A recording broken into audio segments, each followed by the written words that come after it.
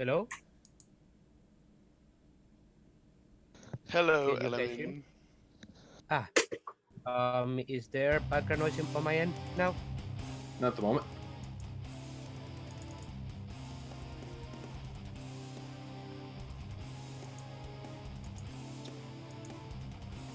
That's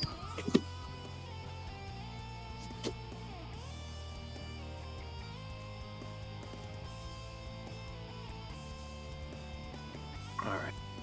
So, that ready? Making sure everything's in place. Place for everything and everything in its place. Excellent.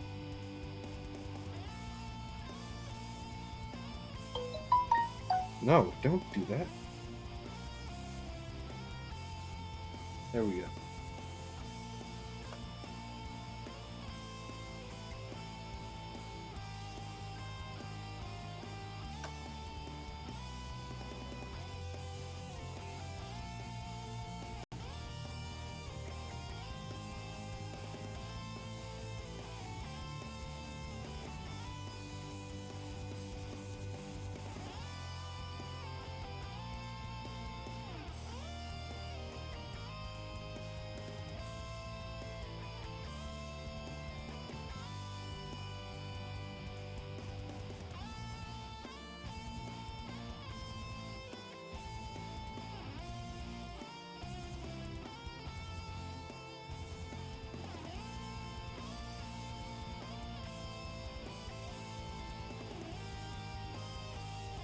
Twitch stream, Twitch raw_zim.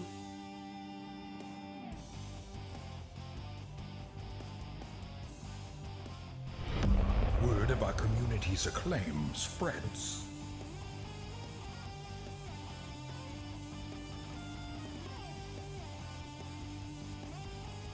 Channel points.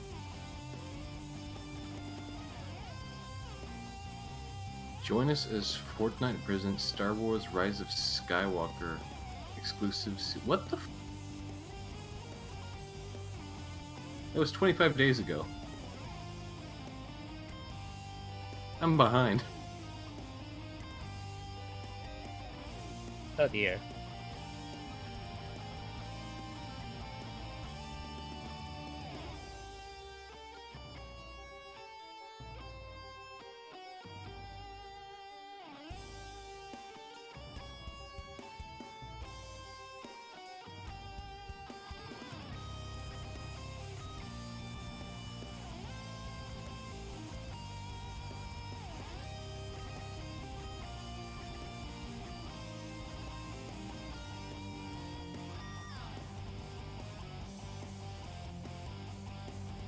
There are so many people in this chat room.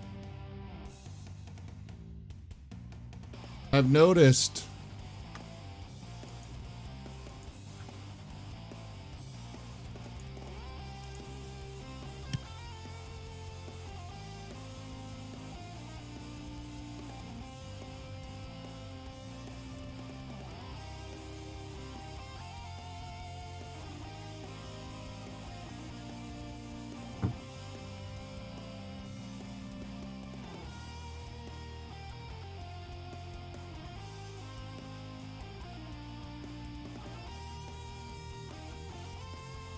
Craig is back.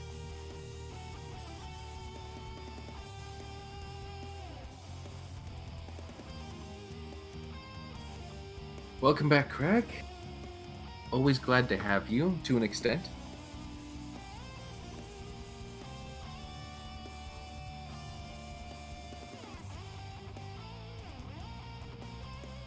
My notes open once I find them. You do influence for RimWorld? Wait, what? Yes, my RimWorld streams, people can earn coins and influence the game and make things happen. Such as building a possibly the worst combination of mental traits ever to exist in a character. Doing What do I have to do? pyromania and stuff. What Sounds do I have- horrible. What do I have to do to donate to make you build a nuclear warhead silo? Well, those don't really exist, but in general, if you just send me all the materials that I need and the tech profs to get the research that's needed, then I'll do whatever you want. How do I do that? I've never played RimWorld, so... Well, Like, first off, you gotta nothing- come watch games and get coins. RimWorld's pretty fun to watch. I'm your DM. Can I get a freebie? Nope. Oh. You might be my DM, but I'm your boss, so... Yeah, which means you control the economy. Which means you can give me a freebie. Yes, but if I flood the market, then that If you're the boss, decreases you the should be value paying of him. the... This isn't flooding the market. You're literally adding nothing to the market. Welcome to D&D semantics time.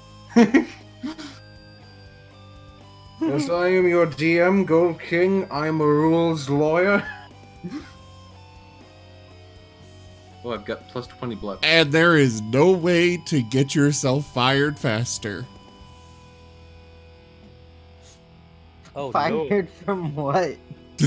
Being a DM. Do it. I yearn for the sweet release of death. Do it.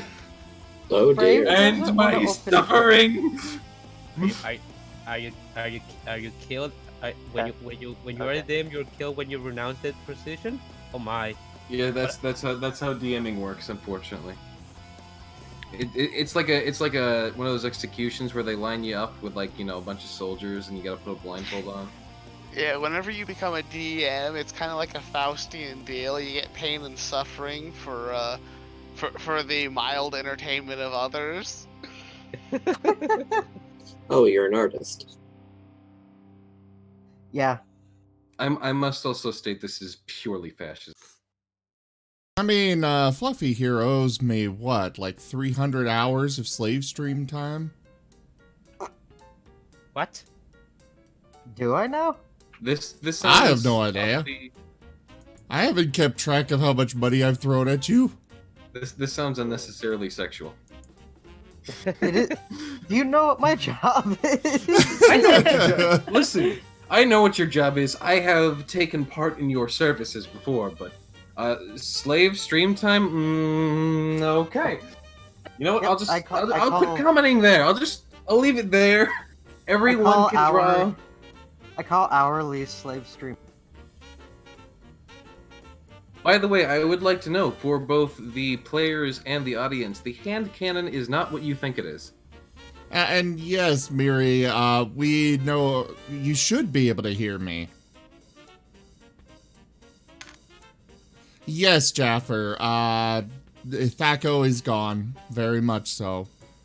5th edition, I have loved it most because it's simple and it's got both simplicity and complexity to it. It is very easy for new players to get into the game, while having a decent amount of complexity for existing players to go and do their own thing. It's not as complex as prior games, but it's still... It's one of the best it lets versions you do ever. all the crazy shit that you would want to in a D&D game, but the rules and mechanics are just basically simplified to a point that literally anyone can pick it up if they're willing to put a few minutes into reading the handbook. I would like to state that when you said new players, I heard nude players, and that just isn't helping the current. This is a damn Christian server! I will ban your ass! Wait, then why Listen, did I am get just stating hired? that you said it, and that is what I heard and perceived. Alright, I'm banning your ass. Well, guys, D&D is Oh, no. canceled right as we're about to start. Why? You- Just banning What- your what- donkey. what do we Ink have- artists. in What your does that mean that we Christian have to do to Rembrandt, you know? We're What just do I have to do with banning. anything? You have the well, we- infamous You madly know fluffy. exactly what you have to do with things. No! Just because you've had to change worlds, because you've become too well known in your previous world. That's a for phantom certain things. pain. That's a phantom pain. It doesn't exist.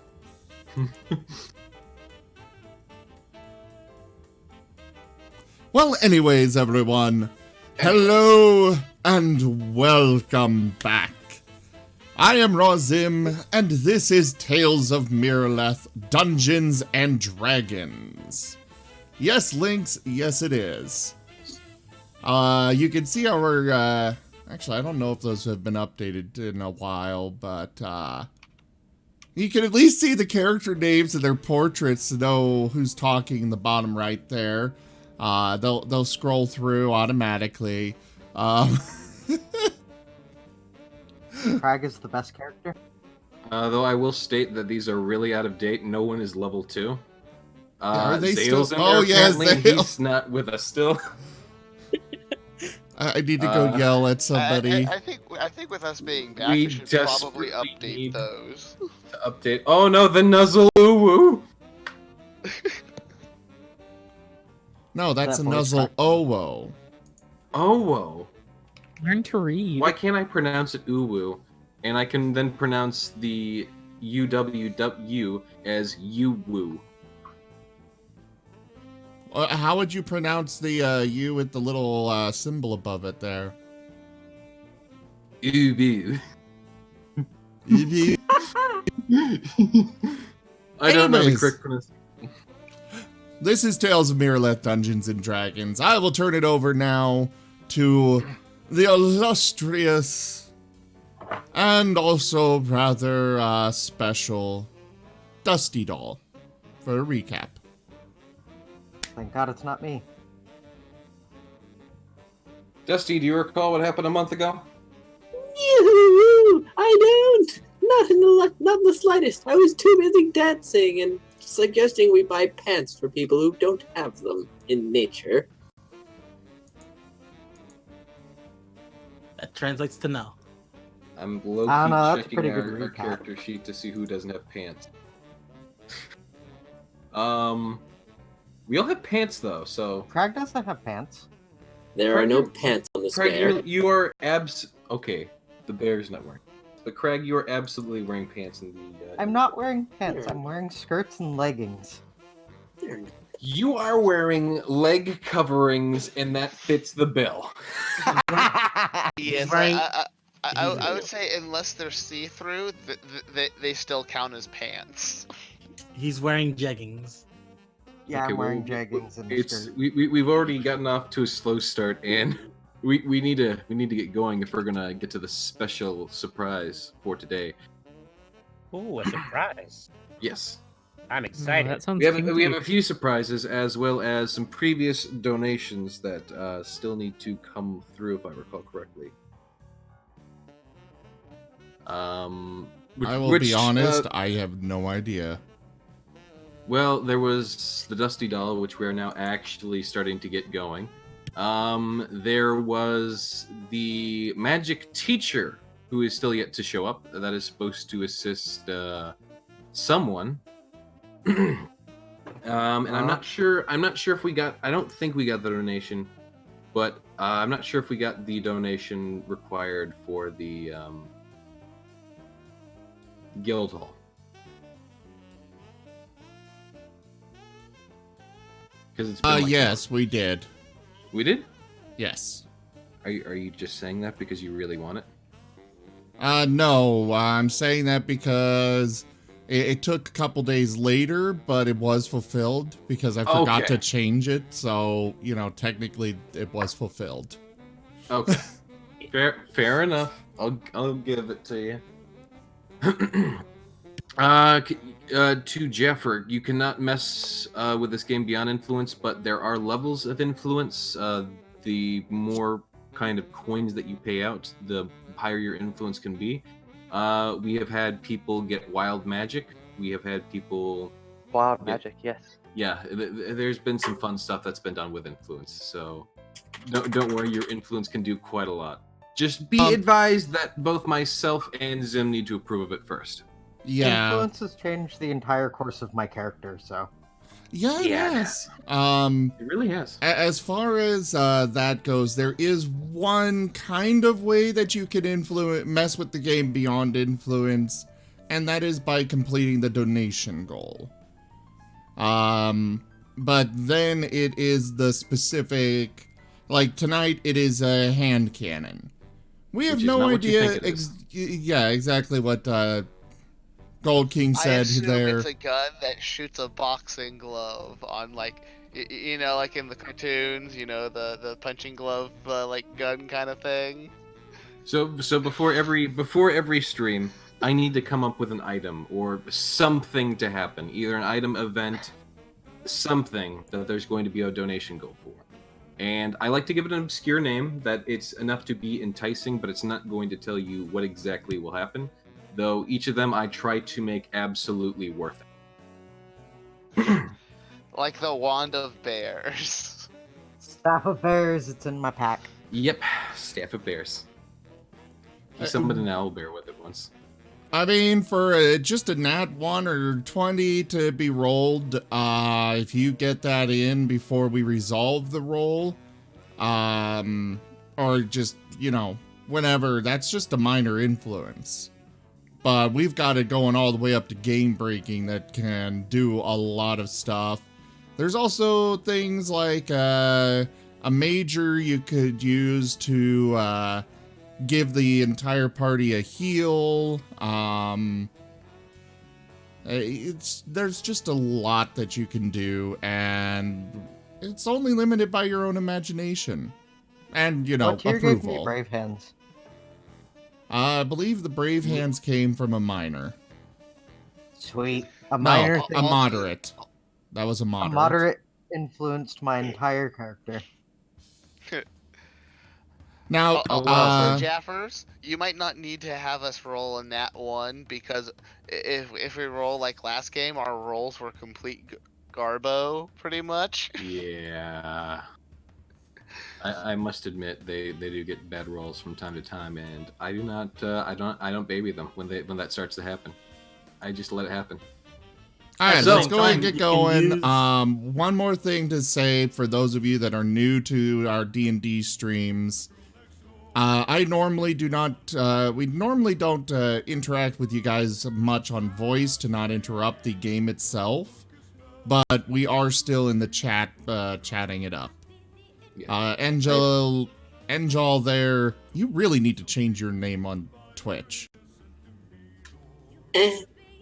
Angel? Angel Lumerius? What Angela that? Reyes. I don't see an Angel Luminary. It was my old username. Oh, I see it. Angel Luminary. I see that and I pronounce it Dusty. Anyways. Also valid. Okay, so let's start to get today's little bit going. So to recap, since it has been like I think literally a month since we last streamed, we left off with our party coming back from the city of Furry, a coastal city in which they had assisted with a multitude of things, such as stopping some fish-lurking zombie-like people from spawning and attacking the town, rescuing Moriarty McCann, the illustrious Fox Bard, as well as his friend Rembrandt, who assisted them as such, and has now joined the party. They found the crown of the Lion King, because yes. And they did not defeat, but they were able to drive off the apprentice of a master thief known as Midnight, said apprentice named Twilight, who still roams the cities to this day. With all of that being said and done, the party had started to make their way back to the capital city of Fortitude. On their way back, as it was that time of the year, there was festivities and celebrations to be had, found in the midst of a forest at the edge of some civilized area. Just, some villages and the like, nothing big, but there was a large gathering there to celebrate the Jaultide, which is a celebration between the civilized folk and the natural folk who seem to have come to some sort of accord to allow both sets of people to live in harmony, without the major warring and the conflict that normally arises of, overpopulation or destroying nature. Which is very nice. So now that the celebrations have been had in the various carts that were selling, various mystical items, and had a good set of rare and majestic mounts. Now that they've all closed up and have started to go all their separate ways to return to their towns and various places of business, the party is then set to start making their way back with one crow pirate in tow that they had taken as part of a bounty they had taken note of. However, the party must be careful as well, as they are also reminded briefly that Moriarty McCann, the fox bard that goes with them, who sings songs and tales of the future, likewise has a bounty on his head, though only for him to be taken alive. With that recap, we start off with the remains of the Jaultide party, where you, the viewer, were actually invited to join us, briefly. My apologies if you weren't there. Did we have a donation? We have the donation for the hand cannon. Thank you very much to Jaffer Roshak. I hope I'm pronouncing that correctly. Jaffer. Jaffer Roshak. It's an A, not an E. I said Jaffer before. Yes, that's still technically an A. Not no, Jaffer, that's an E. Jaffer. It's not an O either. Jeffafa?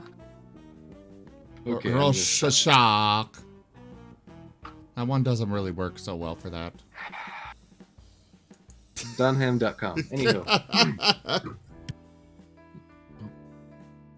But to pick up, as I will always start all of my sessions, you, the viewer, are more or less invited to join us as we paint a picture of you in our little world here today. You are whatever character you can imagine yourself to be, and you would find yourself, sitting there amidst the party. Tales of our endeavors proliferate. What do we have here? Another host. But as you would go to sleep that night at the warmth of the fire with, the masses of people, when you would awake the next morning, you would find that the party had started to move on already, starting to move back to the city of Fortitude. However, a note was left behind, as it always seems to be, from Moriarty, telling you the next part of the story before it's even happened. As the party has awakened early in the morning and has started to take their leave, begin to head back to the city of Fortitude, as stated before, with one prisoner in tow to collect a bounty. How is everyone doing this morning after that lovely celebration between the common folk and the dryad?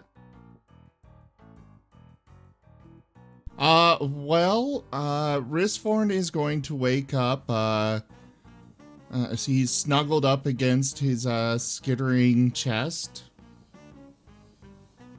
And he's just gonna stretch and yawn. I think our viewers are confused. I think you need to show them Zim. Oh wait, here, hold on. No, don't show them. I have something for this. Don't worry, I literally made something for this. I'm not sure if you guys are going to be able to see it, though. I'm hoping you are. Here we go. Can you see that? I can't see anything. Me neither. Okay, hold on.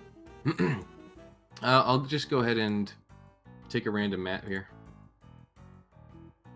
Okay, so let's just pretend like this is a map, real quick. Look, hey guys, it's Dusty. But guess what? It's not Ooh. Dusty. I'm just using Dusty as a stand-in so I can slap him down on something. Here we go. Hey, it's me! Except that's the real me, not the doll me. Hold on. There we go. Thank you. There he is. There's the boy. But he's not skittering. Where's the animation? I literally can't upload it as a GIF to be a token. That's a token, by the way. I don't think I'll I can put make a it GIF on a the token. stream for the rest of you. Well, what's his name again? Mimiarty? I think that's what we went with. Yes. Jeez. There's our skittering, my new skittering friend.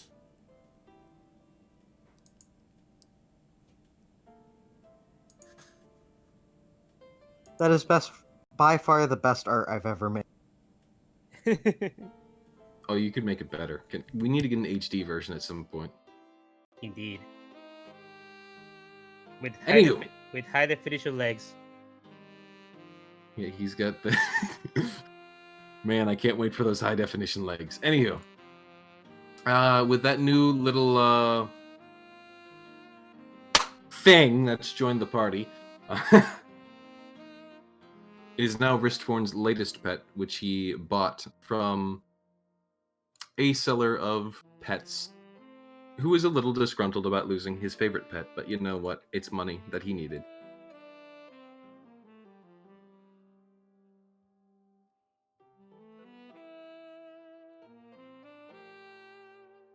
Oh. I hope that that poor pet seller finds another mimic to befriend. Now that he's probably set for life.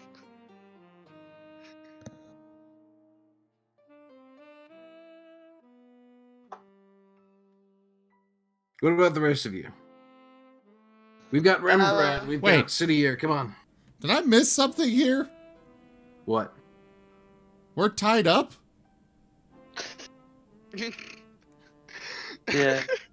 Hey, can you guys focus on the actual D&D session and not the boss fight that's happening in the corner of the screen? No, I'm talking about what Digi posted in the chat there. Oh? What? That was just shenanigans while the DM was Hold doing on. the thing. Okay, so I didn't miss that. I thought I missed that we were apparently tied up and stuff when we woke up, and I'm like, wait, what? How did I miss hearing that? Alright, well, Graham is probably looking around and seeing what's around while we're waking up. You're traveling through some... You're already on the road, by the way. But you are traveling through some gentle, plains and the sort. There's definitely lots of wheat and grass growing out here. It's mostly farmland. You see the occasional forest and trees in the distance. It's a very calm day today. As you're simply going about your business, you have some time to speak and interact with your newest party members, of course. Moriarty, the bard with a bounty on his head, and Rembrandt, the other bard that, seems to know something about him. Crag's looking for small critters to make food of. Small pest critters. That's a 13 for a survival roll. Craig, you'd probably be able to find a snake or a rat easily enough, but definitely not something you could probably eat. Don't you dare eat a snake. You have no faith in the ability of a gnoll. I mean, You He picks up the absolutely- snake and starts prepping it as they go. It's just not a lot of meat, but okay. Enemy- Lynx Wolf says the screen is black. Element is keeping on watching It's the not prisoner. black for everyone.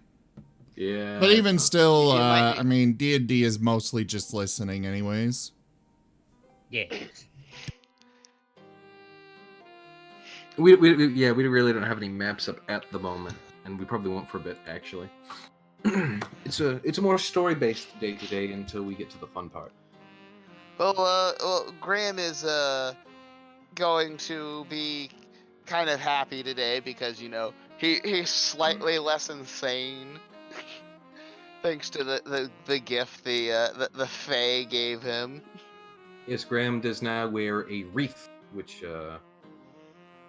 if I recall correctly, it's putting your constitution, or not constitution, your wisdom up pretty good. Does it now? You never gave me stats. Ah, You said I got a okay. thing. Yeah, no, you didn't hear anything, my boy. Well, I've been wearing it for a long time. I think by this point I would have attuned to it. Let me take another look at the item in question here. Did you put it in your inventory? You didn't give me anything. Ah, that's why. Okay. Dun, dun, dun. You have something called Arcane Focus as an item. Yes, that is a legitimate item. It's like a crystal that you use to cast spells with not use like the non-priced spell components. Oh, right.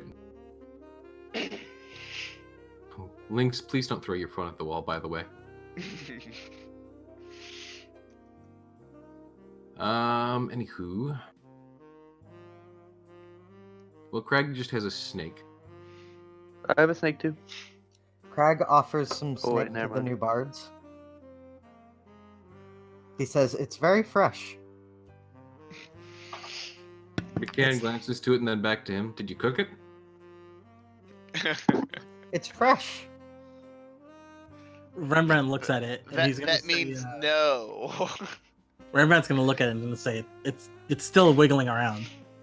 Who has the doll last? Crag smiles. It's very fresh. Snakes wiggle even when dead. I think Graham did. As far as who had the dusty doll. Yep. As a side note, you can eat snakes raw as long as you do it quickly. What? Well, you can eat anything raw if you do it quickly. The swallowed whole. I think he's saying that it won't be bad for like you won't be like risk of like diseases normally associated with eating raw meat. Everything's Swallow- edible. swallow. Even I'm edible. Swallow like a noodle. Anywho. McCann just kindly, maybe if we find a fire. Or make a fire. But I'd rather just continue on our way. Crag gives him a dirty look. Graham will just find food because he can. McCann gives him a dirty look back, but not the same kind of dirty. Oh. Wait, Don't go. Don't go after me. He's already weird enough. wait, what's going on? But no, understands. Rude. Eyebrow wiggling is happening. Crag looks confused and awkward and leaves. Wait, you guys have eyebrows? I do. Do you not? Crag I'm does. No, I'm scales. Anywho, oh yeah, that's right, you don't. You're citier. Anywho, does anyone else in the party do anything while they have a moment of respite on the road? Crag Enemy- offers the snake to Risforn. Wristforn will just will just bite on it. He's a little distracted reading one of his books. So he doesn't even notice the wriggling. To be fair, he does eat a lot of fish. Yeah, Well, fish yeah. is another thing raw. And that wriggles raw. So Rishforn takes some time to munch and chew on the snake as he's reading through some of his new provided books from his new sort of best friend. Sorta in quotations. Sorta. Anywho. Zaire, Rembrandt, and Elman, are you guys doing anything while we're out on the road? No, Elemi just keeping a watch on the prisoner. Good boy. Yes, I was also keeping watch of the prisoner. Rembrandt's taking point and keeping watch. The prisoner softly caws at them and occasionally struggles in his binds. But, you know, can't really do much. Werewolf Mutt is asking if he can distract Zim in another location. No, sir, we're currently playing D&D. This goes above all things. Mm-hmm. This is serious business.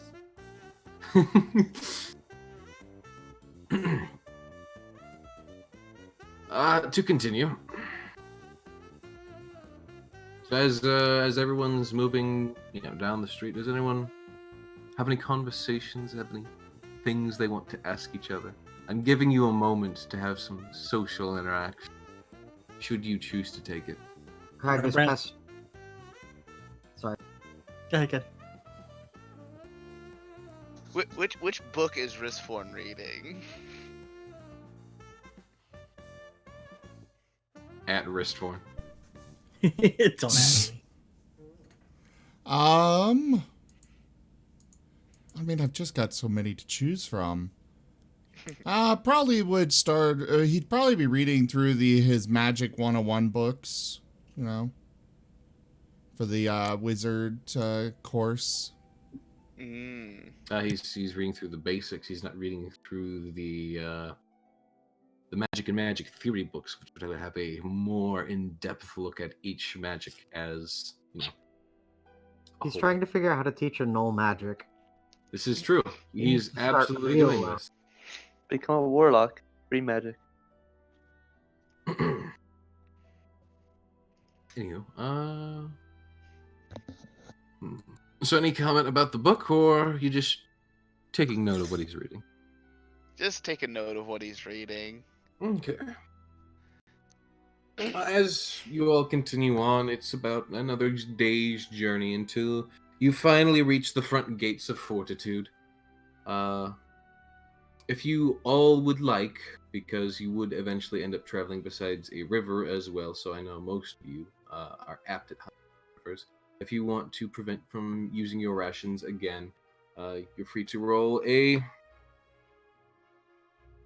survival. Yes, I would like to mention that I can just naturally find food for myself and 5 other people just as that's true too. But sometimes some people want to just dive into a lake and bite a fish's head off, clean straight off, and then swallow the body whole like Risforn. Crag is probably looking for frogs and snakes and other pest-like animals. At this point, I question why the party even has rations. Evilgrin.jpg. We have rations for whenever there is literally no food to be found in the wild. Evilgrin.jpg.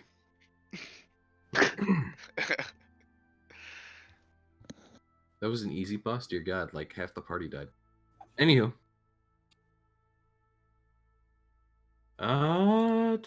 Well, as you continue to the city of Fortitude and you make your way back, you notice that McCann fiddles with his hat a little bit, and then he has a sort of form change before you get into, too close of eyesight to the city.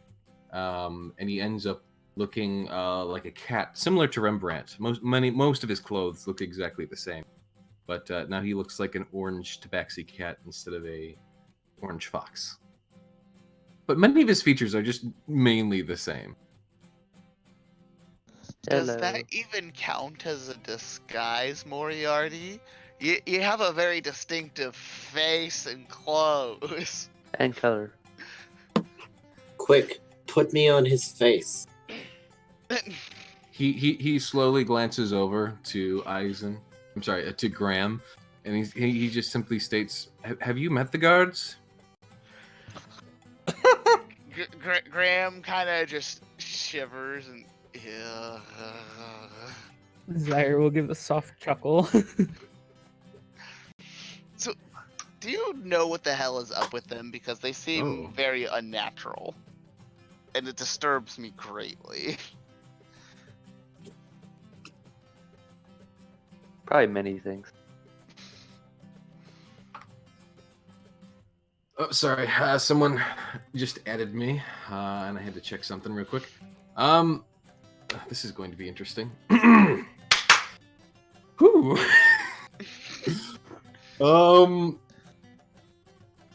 Can you repeat? Oh yes. No, I don't believe that.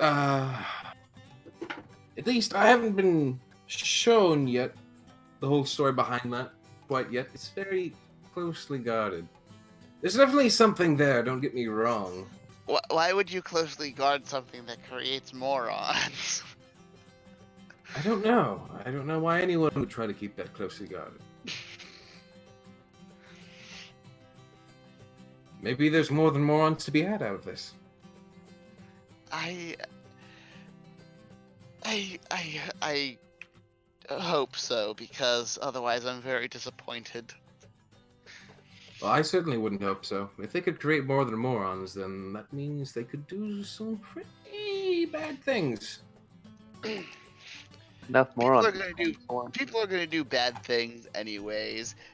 At least the guards seem to be trying, at least.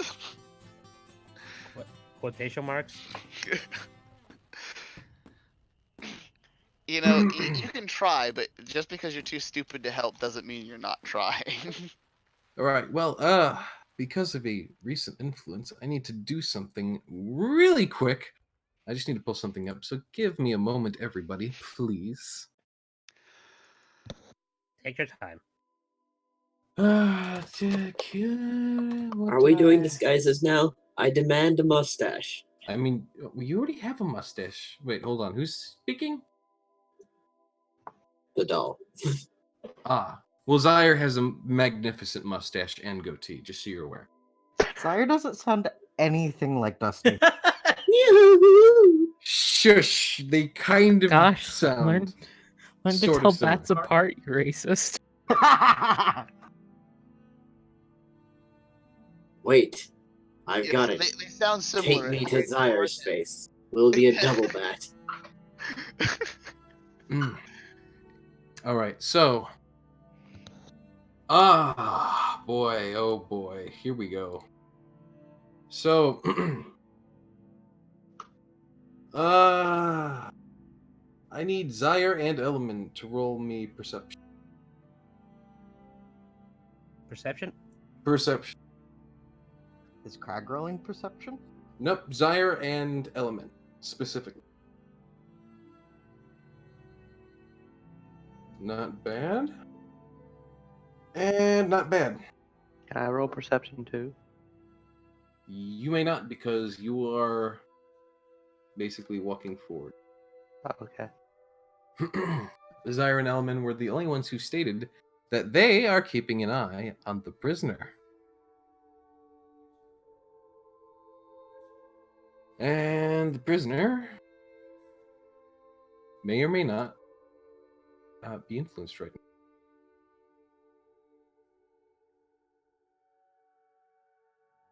Okay. So, Zaire, you're the only one who happens to notice, perhaps just in time, that the Kenku that you are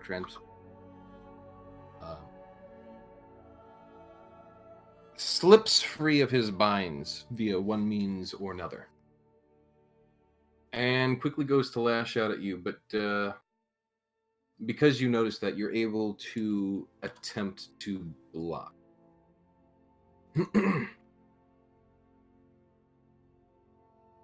So could you give me a roll for either acrobatics? Yeah, just an acrobatics roll. I don't think dodge is... Man, it's been a while since I've actually looked at the skill set. That's a natural 20. So I'll go ahead and even give you a counterattack, if you would like.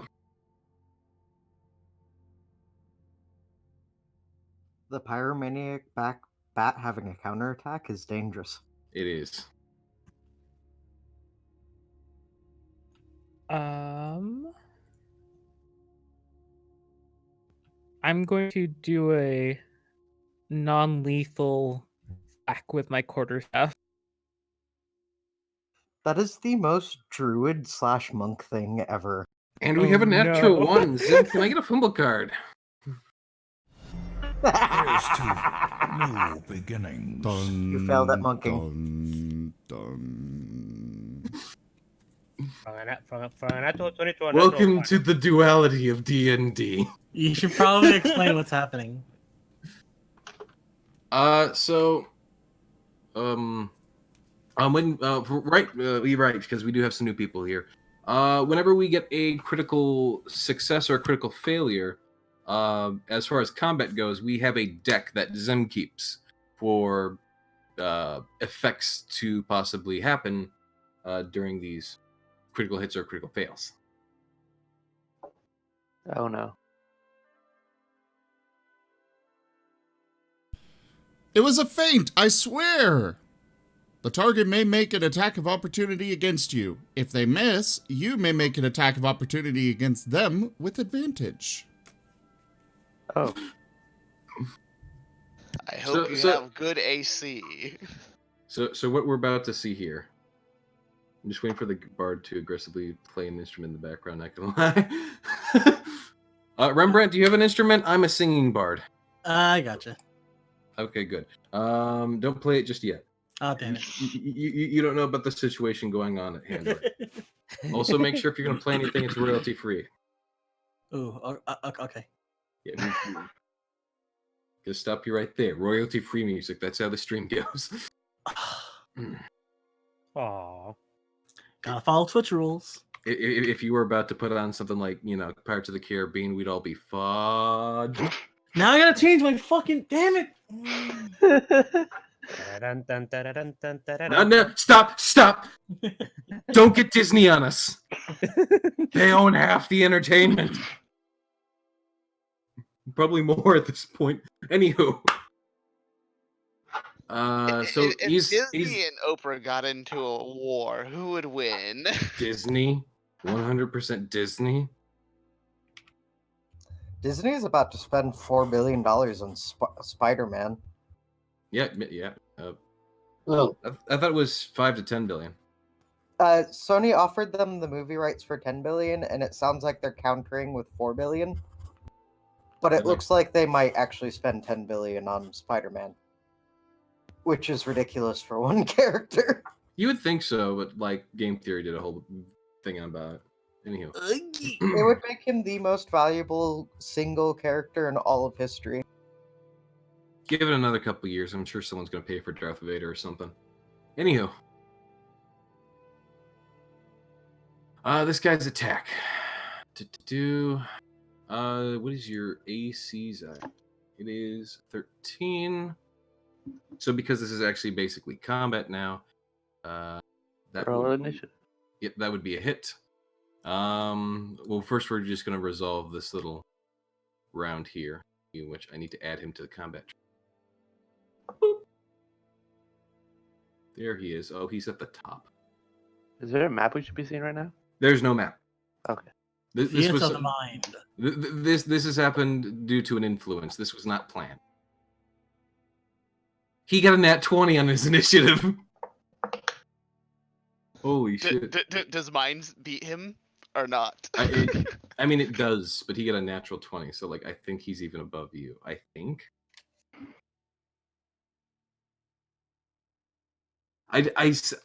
Natural 20s on initiative have always been confusing to me because I feel like it's always been treated as though nothing's happened. Anywho. Yeah, but he would be whipping out a dagger. Where do you get that? You never really patted him down. I'm pretty sure even Rembrandt did that when I was. I'm playing pretty with sure you. I'm pretty sure we basically Didn't we like strip him of like basically everything and like I think so. move Yeah. through his clothes and then put him back into clothes? I don't recall that. He I'm had pretty it sure, in no, his I'm prison positive that's pocket. what we did. All right. I think even Rembrandt did that. We didn't check his butt. You gotta check the prison pocket. Disclaimer: do not stick daggers up your butt. I'm gonna be honest. I'm on a roleplay server where I have to guard a prison, and too many people do that. Oh my. Prison stories aside, then I'll go ahead and get a clot for you real quick. I'll just go ahead and save. He's gonna be doing 4 damage. It looks like to you, Zaire. And I will allow. Well, Element, you didn't notice it, so that's basically takes you by surprise. So right now it's. I don't think I actually get affected by surprise rounds. I 'Cause mean, I'm alert. I mean, fair, but you weren't getting attacked. Did you want anybody to roll the initiative? Hold on. I'm gonna pull up the party. Go ahead and pull up the party sheet. And then go to the tab that says order. And right there, I'm gonna want us to go ahead and I'm gonna want us to like kind of like put in what our party order is gonna be. Like That really only- how you're traveling down the road. From my understanding, Zaire and Elman were in the back. Crag is I near guess one pestering Graham him. is near the front. Gristhorn was kind of just stumbling along on the side a little bit. Just, you know, his Right, nose you're mostly in a getting your freaking book. Snakes. Rembrandt was taking point. Craig, you'd be next to Wristform because you offered him a snake. And I was asking him about Brave Hands and being brushed off. Right. I also probably gave him a few frogs over the course of this. Frogs. Okay. So Chicken. For the rest of the party, this isn't exactly a surprise round because you just didn't notice it. So it's not exactly a surprise round, but more of a, oh hey, what's going on over there? Oh shit.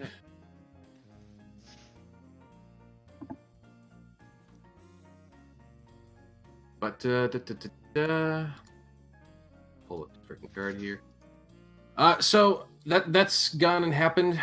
Everyone can roll a perception check to notice the attack happening. I assume most people will. It's not going to be a high DC, but give me a little perception check before giving me any sort of initiative. Rembrandt. All right. Well, you still haven't give me that one item, so I'm hoping you're augmenting my rolls. I don't think. Oh yeah, no, it wouldn't. Okay. What about Rembrandt? Nah. Hold on. Yeah. Rembrandt, you make the perception check. You know something's going on back there. Graham, you make the perception check. I assume Risforn is not even going to try. He's too busy with his book to care. Craig, you need a perception check. Cidier, you need a perception check. And McCann needs a perception. McCann makes it he knows something's going on. Crag is too unperceptive to find the perception check. Okay, we'll just go ahead and say that Craig does not even perceive it. He's too busy trying to get. I found it. Okay, you make it as well then. So nobody doesn't know that this is going on, except for Risforn. He clearly doesn't care. Oh, Risforn. I guess it's I mean, potential. he would care if he noticed. Maybe. There's potential Kai could miss it, so I'm just gonna roll perception for Kai. Kai actually misses it. Maybe this one should roll perception. Yeah, I guess I could. Or a disadvantage because of book. We could do that, yeah. That's a I'll good allow read. it. Still a decent roll. Yeah, no, it's still enough to your flickers and you're like, what's Holy going on crap! back there? It's Come on. nearly the best out of everybody. Yeah, it is. Yeah. You're all getting average rolls, but it was a low DC, so congratulations. So at this point, everyone who wants to actually take part in this can roll initiative.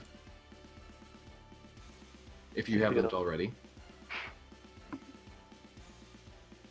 This Fawn is very annoyed at being interrupted, so I don't remember if I did or not. I mean, you don't need to be interrupted. You could just continue on your way.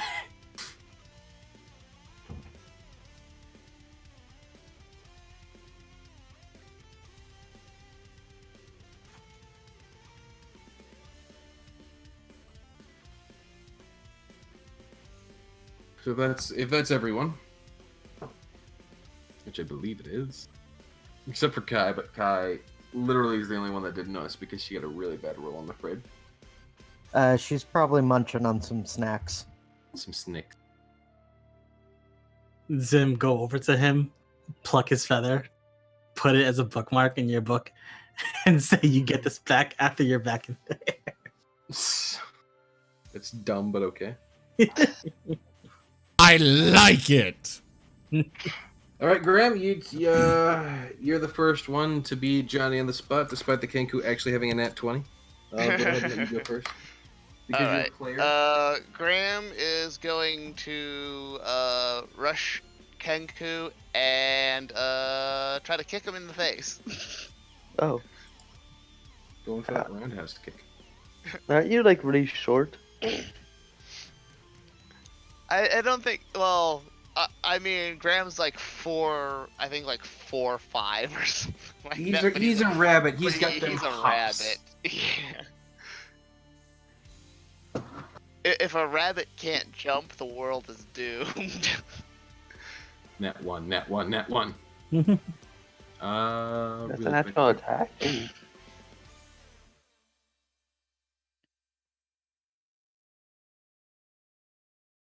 Did I hit? Hold on. I'm just checking a few things with this particular character. Good knife. Yeah, you remember they were Kniff and Knife. Hmm. And this was one of the Knife Kenkus. And they were Kniff Tabaxis. You don't remember? Come on. They were lovable families, Kniff and Knifes. Though too many people call the Knives conniving people. Oh. Oh, I forgot to add the pushback. What's the pushback? Well, if I actually manage to land this hit. Let me just check something real quick. Because this guy's got...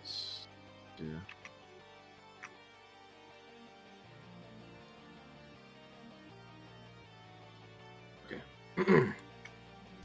1 second, please. You did not. Aww. Unfortunately. But we'll go ahead and move you. We're gonna use the party sheet for a moment like a combat tracker for our map. Because we're on the road, I didn't have something prepared. Wasn't expecting this. You should always have generalized maps. Literally, ethereal influence made this happen. Looking at you, Jaffer Roshek. Jaffer Roshek. Jaffer Roshek. Joffrey. Come on, you can get it. Jeff Katzenberg. I don't know why that's where my mind went, but it is, so we'll live with it. Anywho, as you go back to hit him, you just barely miss. He's very, very quick at dodging his head under, as your foot swishes over his head, and he just goes to frickin' run. So he's gonna be. Crap, what's his movement speed? We'll say he's Another 20 feet in that direction. In fact, I could probably just move the entire party up just a little bit. You can't select all. Can't multi-select. Oh well. But he runs off about... no, not 20 feet. 40 feet. 50 feet in that direction. He like, takes a double move action. I imagine he's getting some opportunity attacks. Oh yeah, that means I get another kick at him. Yeah. You can go ahead and then desire Graham and Element. You can all take an attack of opportunity. How do I do that? Did I just make an attack? Yep. Just make an attack. Cha. That's another miss from Graham. How is an unarmored Kenku? Well, I guess he could have a high dex, but He actually has studded leather armor on him. I'm pretty sure we would not have given him his armor back. No, this feathery boy! I must boost again. someone. You gave him his clothing back. Leather armor is not clothing. It could be. No, It's really it is not. Listen. I have leather armor under my clothing, but it's not clothing.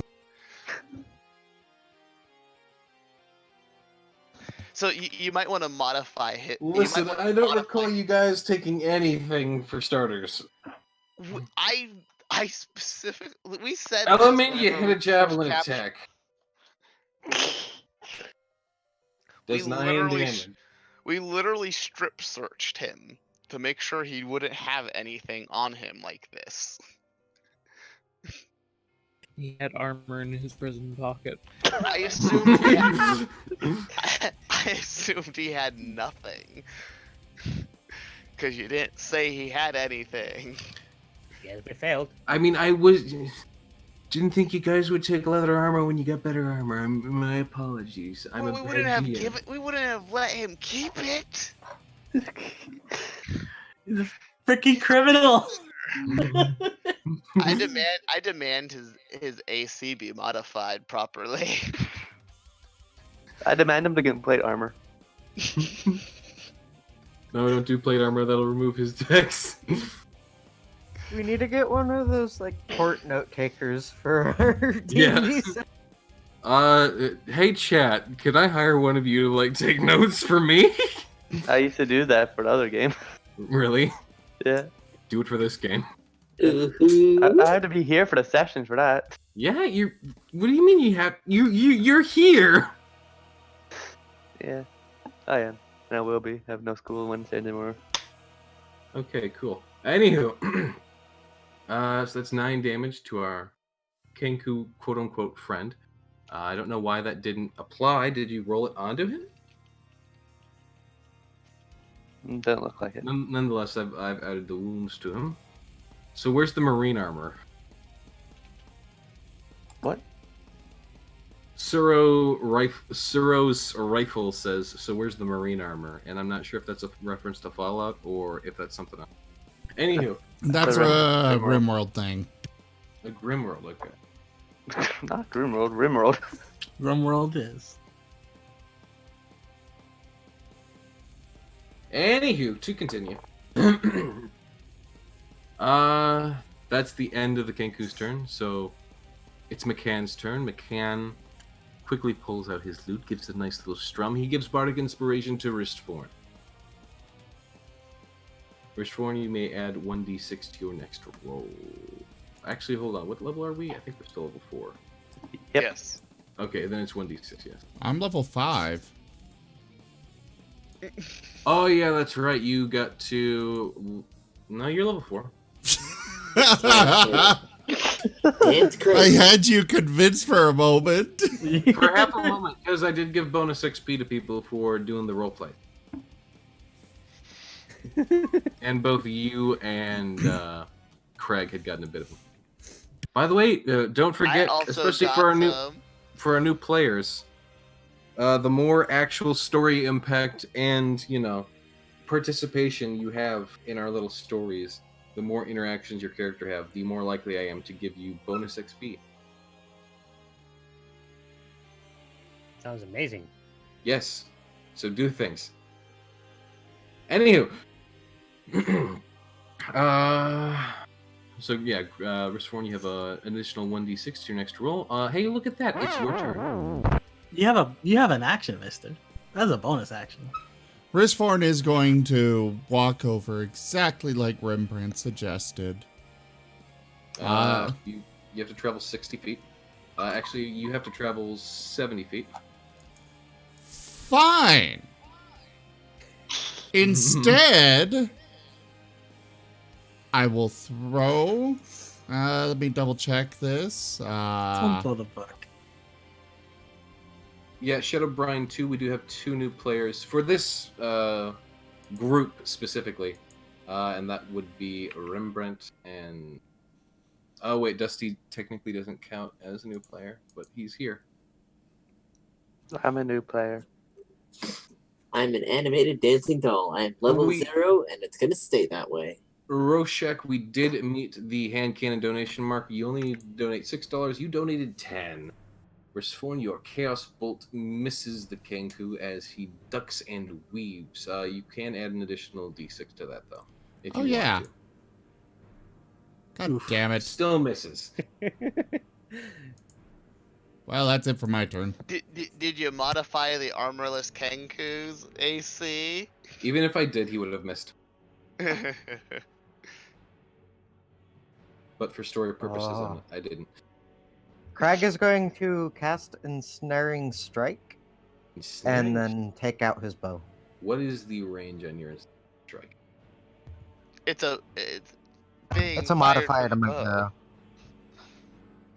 Modifier to your bow. Hold on, let me take a look at your bow. Ensnaring Strike. 1 bonus action, range of self. The next time you hit a creature with a weapon attack before the spell ends, a writhing mass. Okay, so you need to hit him with the attack.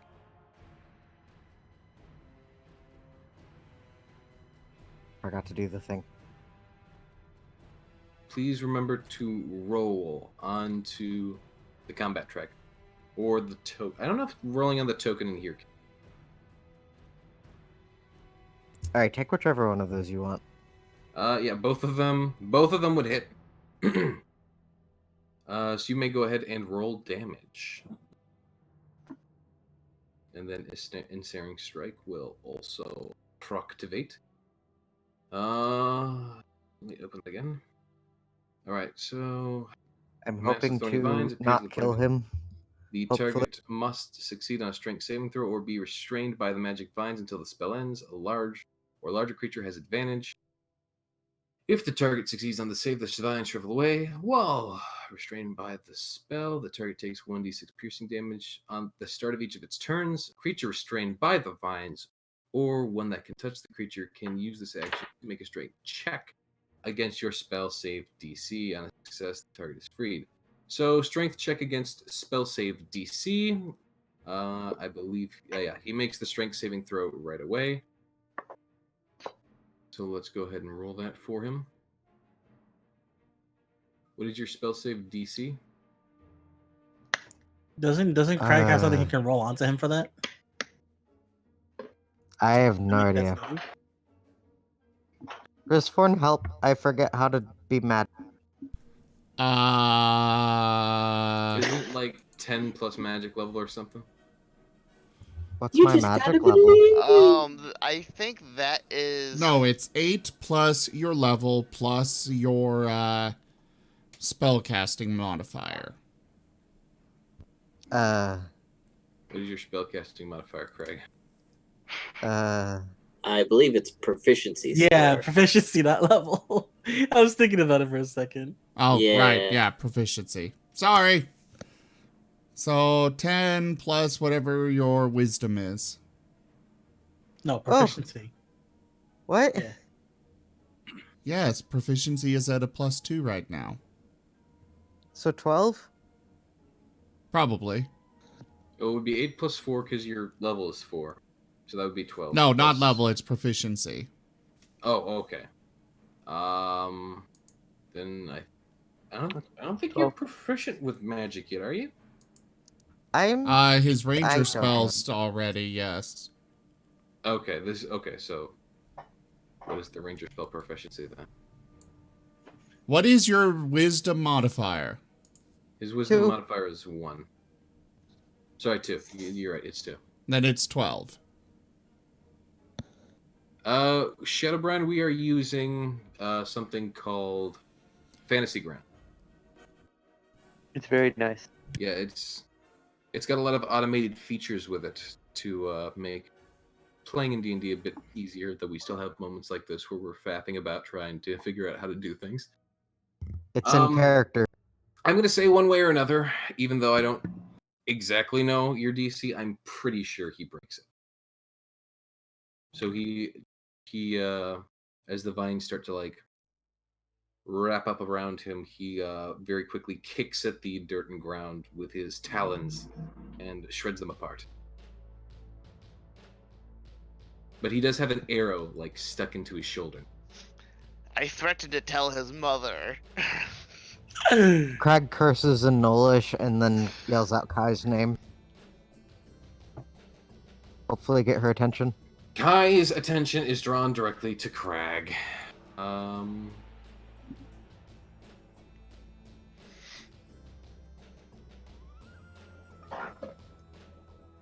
Kai looks at you. The look of terror. Restrain, I say to her, Nolish. Point at the bird. I don't know if she knows what that means, but maybe she'll hug him.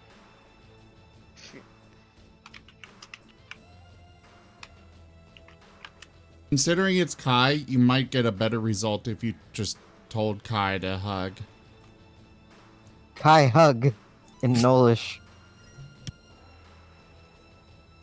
He's pointing and commanding her to hug the Kenku. Is that what's going on right now? Yes. So when it's her turn, she'll run up and hug him. Okay. Do keep in mind, he is currently 60 feet away from his last position, which was right. Have the map.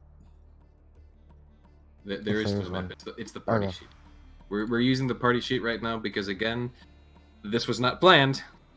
This was something that was kind of thrown at me because of ethereal influence. And unfortunately, we probably won't get to the surprise today, which is sad. But regardless, moving on. Kai turns. She faces him. Is there anything else you do with your turn, Craig? I don't think there's anything else I can. Okay. On to Elimin.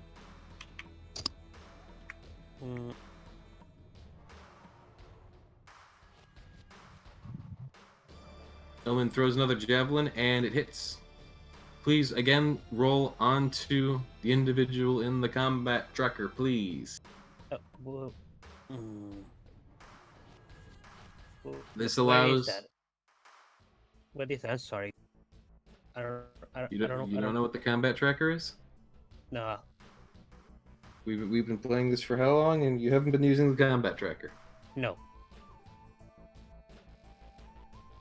You can't see it right now, but there's a pained look on my face.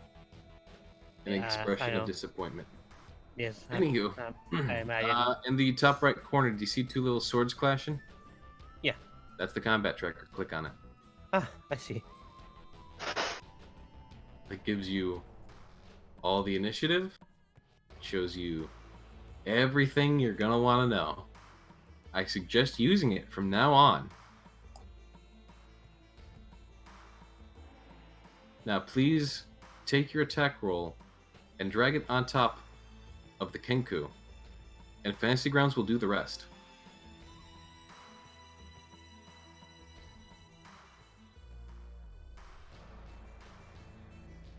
There you go. And your javelin, flies through the air, and it hits the Kenku in the back and sort of just nicks his side, but sliding through, creating a pretty bad gash that he starts to bleed from. It's now Sidier's turn. How far away is he from me? From you, it's gonna be about 75 feet. 1 second. Fantasy Grounds is having a fit because I opened up Steam in it. Steam overlay came up and it had a fit. How dare you, Steve? I gotta relaunch it. People are doing a heist in chat. What are you trying to steal? Your money. No! Yes, all your Z coins. No!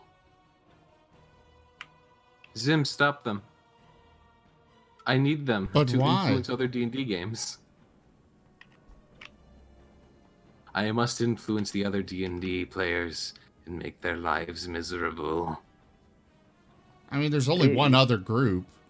Exactly. As long as there is one group, that's all I need. Can I cast a spiritual weapon next to them? Does it allow that kind of range? Allow 60 feet. You'd be about 15 feet short then. Can I just walk 15 feet and then cast it? You may. Alright. I cast a spiritual weapon next to them. Or ahead of them, actually. Then you'd have to walk 20 feet. I'll walk Please do not kill the burb. Go ahead and move 20 feet. Will that not be here then?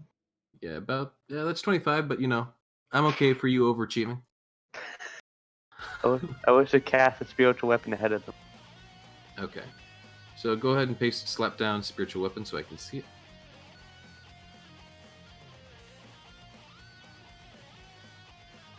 There we are. Spiritual weapon. It is a bonus action that has a range of 60 feet, duration 1 minute. You create a floating spectral weapon within range that lasts for the duration or until you cast the spell again. When you cast the spell, you can make a melee attack against a creature within 5 feet of the weapon. On a hit, the target takes force damage equal to 1d8 plus your spellcasting ability modifier. As a bonus action on your turn, you can move the weapon up 20 feet and repeat the attack against a creature within 5 feet of it. Weapon takes whatever forms you choose. Blah, blah, blah. So, okay. So you may go ahead and make an attack roll with the spiritual weapon.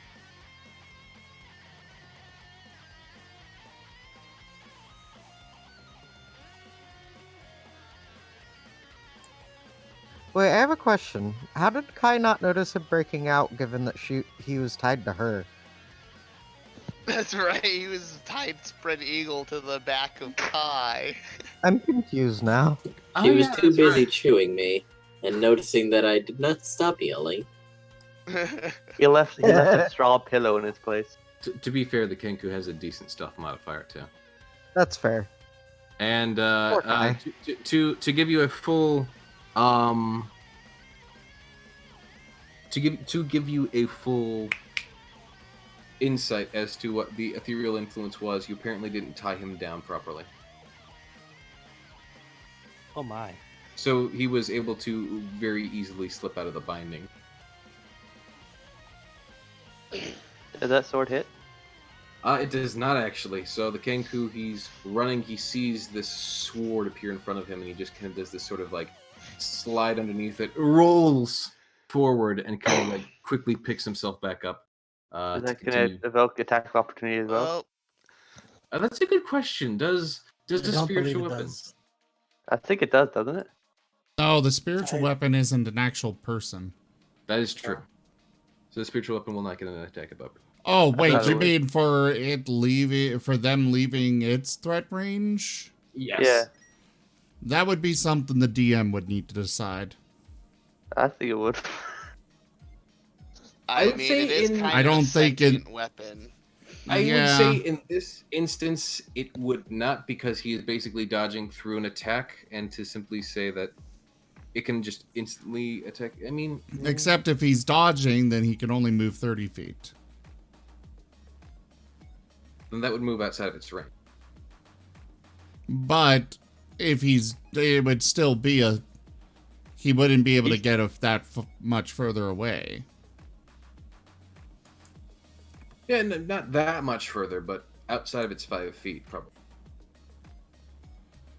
You can take the dodge action, the disengage action to avoid an attack of opportunity, but then you can only move 30 feet. Or, you don't get to move twice. Interesting. Right. To note, it's not actually the Kenku's turn. This is just him dodging the weapon. Yeah, he's probably still Well, within then range no, of he it. wouldn't be able to dodge it. Why are we discussing attacks of opportunity then if it's not the Kenku's turn? Because he's dodging the weapon. No, that's not something he can do. The weapon missed? Yeah. Is what you're saying? Yes. Yeah, then... Okay, then. Let's continue on.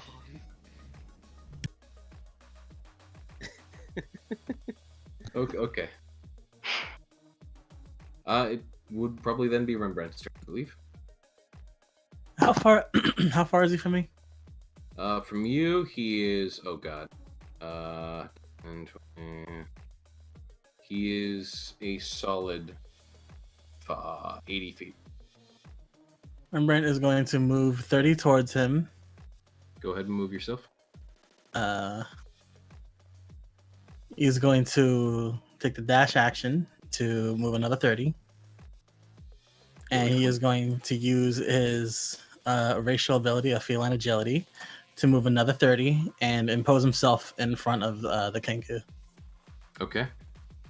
And so he is, I guess, technically here. Yes. Yes. And rapier and shield in hand, ready to opportunity attack if he tries to go past them. Gotcha. Zyrid, it's your turn. All right, how far is he from me now? I want to say 60 feet. Okay, I'm going to fly 40 feet towards him. And then I will cast Whip. I'm just putting it there for the sake of having the information.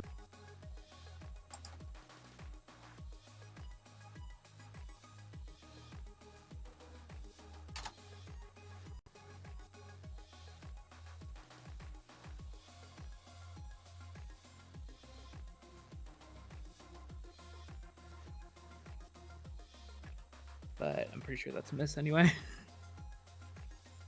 Yes, it just misses. He's a speed boy. What the hell is this guy's AC at? Hi. I know you're not obligated to tell us, but for God's sakes, man. I'm just saying be glad that he handed himself in the first time.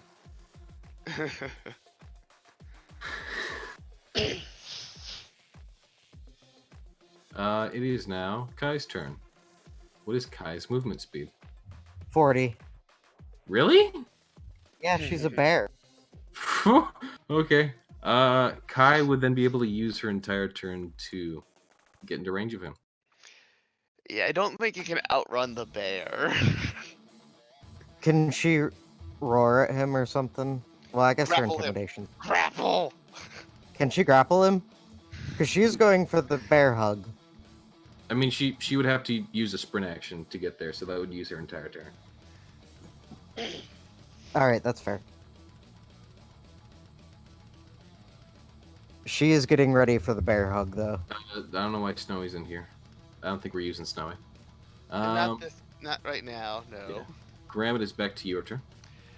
Alright, I will move up 30 feet. And since he doesn't seem to want to live... Who said he didn't want to live?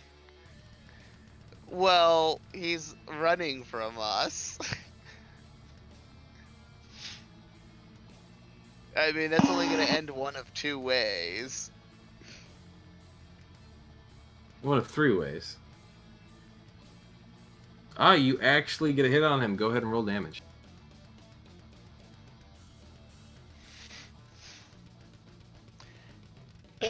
And I'll also shout at him, "Sir, just surrender. Your mother would be very disappointed in you, and I will tell her." You think she doesn't already know? He calls back. shut his knee for the memes. I mean, we could lie and tell her other things.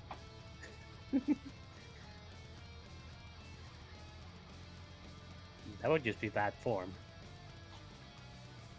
The paladin always ruining the fun.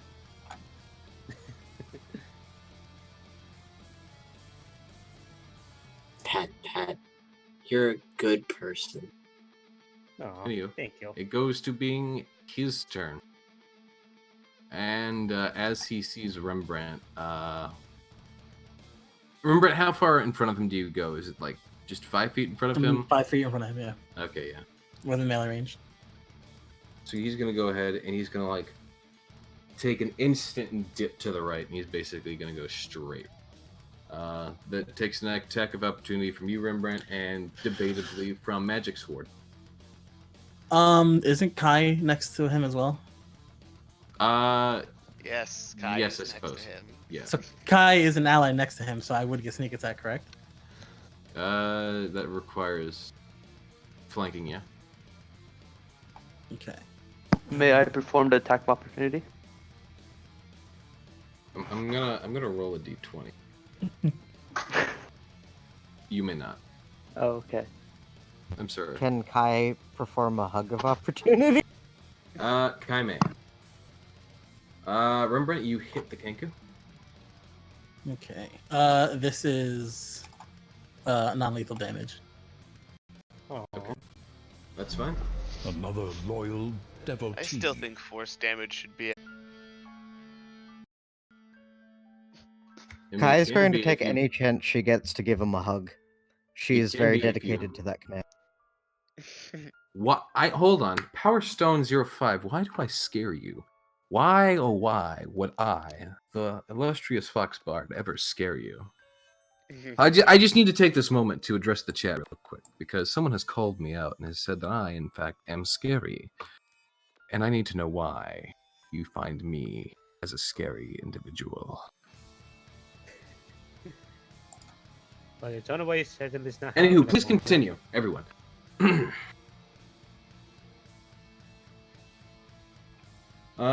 So you did your attack damage. Craig, go ahead and give me Kai's attack of opportunity, please. What would I roll as a hug? I don't know if you can hug for opportunity, but she could give some sort of attack that she has. I imagine claws, but non-lethal. It would be Yeah. a grapple. Oh, Can you grapple with opportunity? I don't see why not. I'm sorry there. It is an attack. Both of those hit. Yeah, those so would how much work damage as, I mean, those could just be the hug. Just smush them down on the ground. I mean, that is specifically an attack, so it's already been rolled. It's already happened. She is hugging with claws. She's not very graceful. Well, that would be an additional roll then for the grapple, but you've rolled for attack, so it is an attack. Non-lethal claw hug. Non-lethal claw hug. Right. Well, he. I'll go ahead and say that he's fast enough that he just misses the hug, but the claws do scrape at his skin and tug quite a few feathers out. He is bleeding profusely, but he is still able to run. Wasn't that non-lethal? I mean, it's very hard to make claws non-lethal. I'm pretty sure claw attacks do blunt and piercing. It's more like she just smacked him with his paw, with her paw.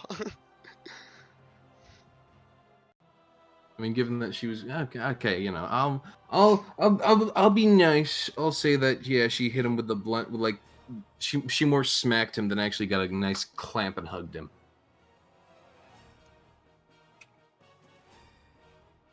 So he takes a big smack and it staggers him a bit, but he's still running. So he takes the rest of his action to run. And does he have anything to do? He's a brave man for trying to outrun a bear.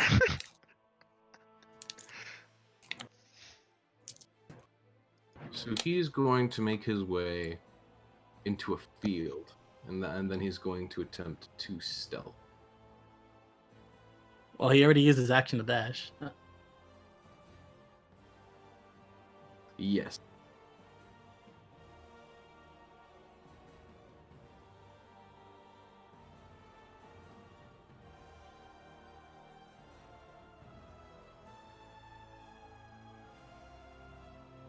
Hold on.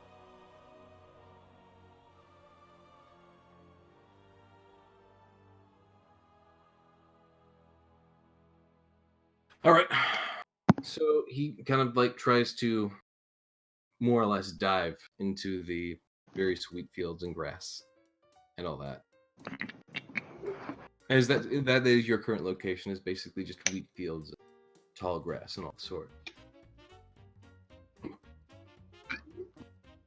So I will allow you guys to make perception check to find him, since he just got in there. He didn't get terribly far into the field, but it is going to be sort of hard to hit him with any range.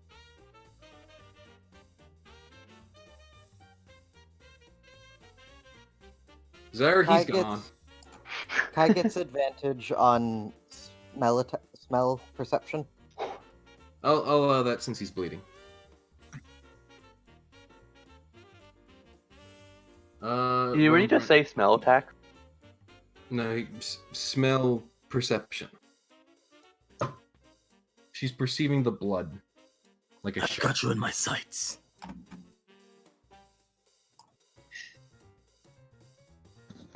Kai smells his fear. So, Sidier, Crag, and Elman. All of you have a general idea of where he is, but it's very hard to see him. Ranged attacks against him will be made at disadvantage, given the tall grass.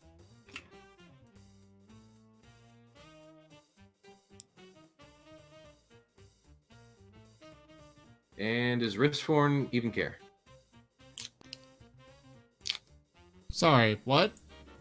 You're making a perception check to see if you can see the Kenku through tall grass.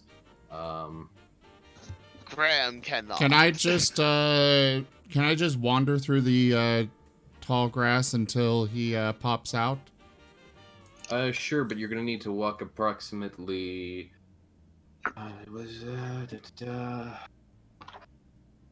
So it's gonna be about 80 feet for you.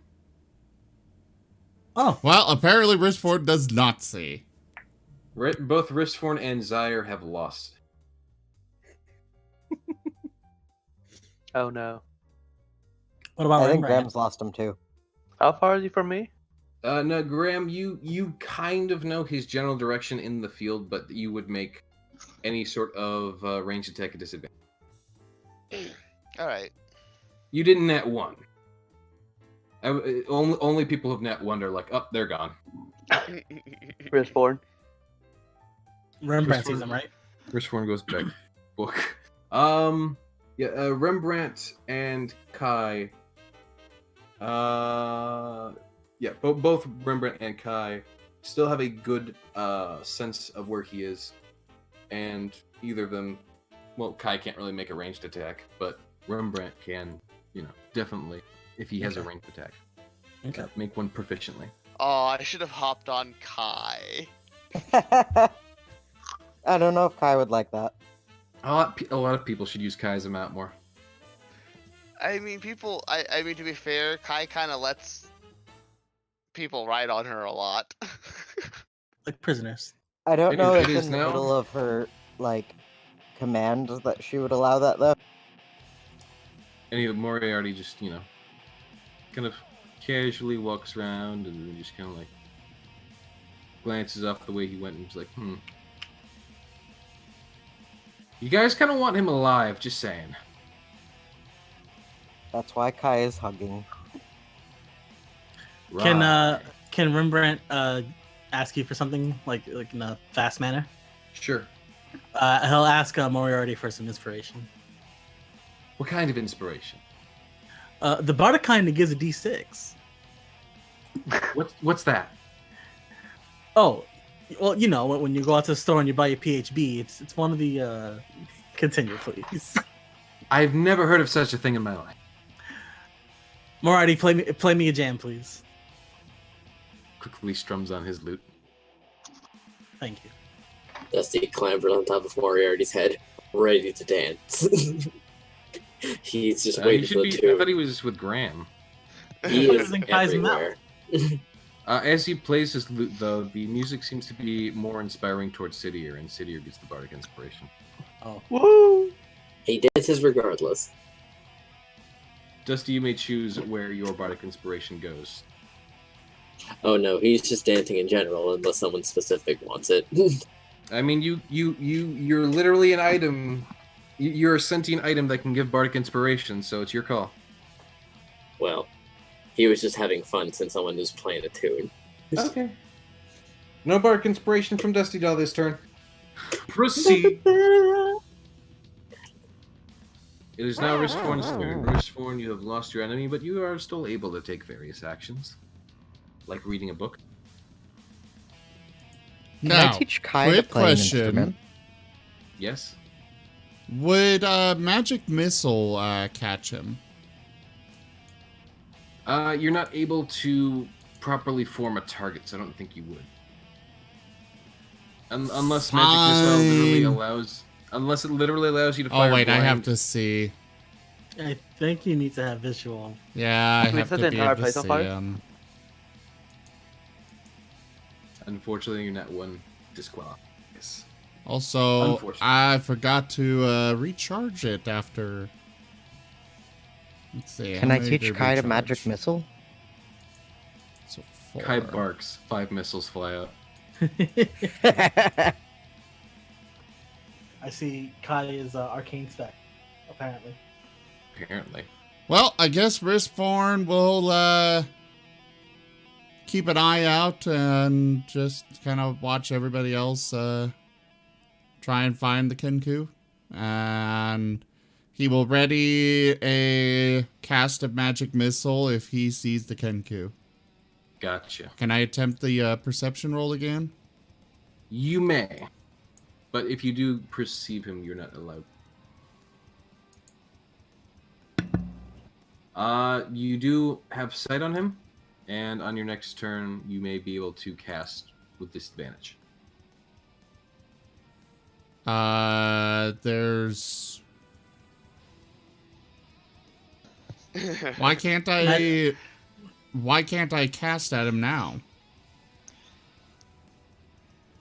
I think our DM is implying that it's like basically taking your action to search for him. Is it not? I think it is. It's usually a free action. That is also true. Fair enough. But, you know, it is up to the DM.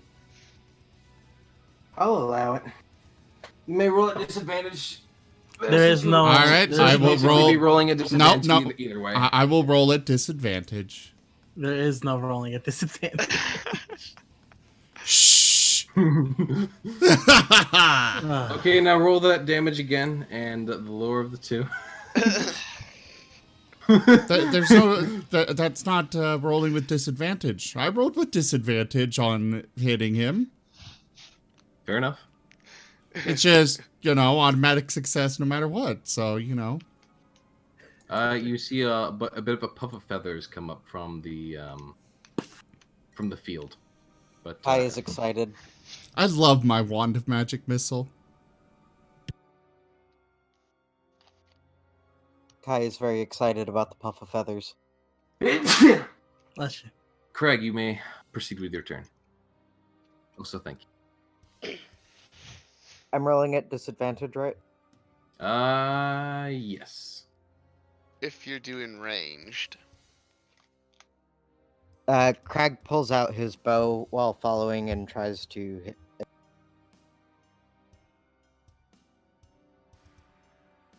Roll me that attack, boy. That is a miss into the tall grass. Illimin, Done. 'tis your turn. Enemy is not gonna risk killing. Well, enemy is not gonna try and destroy javelin. It's hard to do it in Targa, so he's just gonna go ahead and move forward to try and search for him in the tall grass. Okay. You have a general idea of where he is, so you can basically move up to the square next to him. Okay. The hand cannon thing will appear in the story later, Suros rifle, because the donation goal has been met for it. It will appear at the appropriate time for it to appear. But that is something that I'm specifically saving now. The party will encounter at some point. Should I roll perception again? No, you basically know where he is. Ah, okay. You're more or less right on top. What's your movement speed?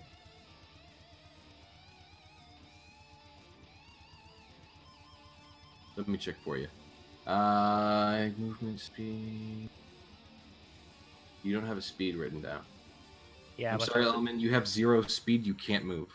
You have no legs. You That's are what- potato. I mean, you can still move without legs in this.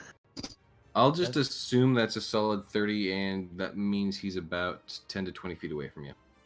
Yeah. Okay.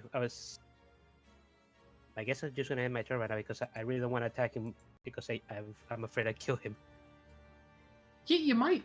How far is he from Cityr? At this moment, I would say about. You don't understand. It looks really close. I mean, yeah, and the thing he looks close, but I'm just basically that's just like an off-screen indicator at this point. He's about flopping. I think he's about 70 feet from you, diagonal. Do I know the general location where he is? General location, yes. I'd like to take 10 steps forward and cast a command on him to return. A command. Can you slap that down so I can see it? Alright, it's a one-word command. One action, 60 feet, 1 round. You speak a one-word command to a creature you can see within range. The target must succeed on a wisdom saving throw or follow the command of its next turn. On its next turn, the spell has no effect if the target is undead. If it doesn't understand your language, or if your command is directly harmful to it. Oh, that's an interesting addition. If it's harmful to it, it wouldn't be harmful, so I'll allow this. Some typical command. It's not like walk into It's not like jump into that pit of lava. Yeah, drop, flee, grovel, halt. Those are some examples given, which would apply. So yeah. So I go can ahead. make a save for you. Yeah, if you could slap that on him. He actually makes the save, Okay. so it does not work, unfortunately. What's my bonus action? This guy is motivated. He is. How far is the sword from him? The sword that you that's gonna be a solid 60 feet. Oh, okay, so there's no chance of getting to him. I'm just gonna desummon it now. Okay. I'll say that takes up your turn then. Rembrandt, it is your turn yet again. To take down the captor of Moriarty McCann. I tip my fedora to him and tell him good night, sweet princess. As I take out my lute and I start playing the magic spell for sleep. And slap that down so that we can. I put it on him, but it just gave him the unconscious effect. Well, slap it down so I can see it. Okay. I don't know if there's a save effect or something from it. No. That's not. There we go. Sleep. Okay. Target spends this roll of creature's roll 5d8. That's how many total hit points of the creature this spell can affect. Creatures within 20 feet of a point you choose within range are affected in ascending order. It's at 90 feet, ignoring unconscious creatures, starting with each creature that has the lowest current hit points. Each creature spell falls unconscious until the spell ends. The sleeper takes damage, and false. Until the spell ends, the sleeper takes damage, or someone uses an action to shake or wake the sleeper up. Subtract each creature's points from total before moving on to close. So you don't even need to roll. Yeah, he's pretty yeah, low. he's unconscious. Yeah.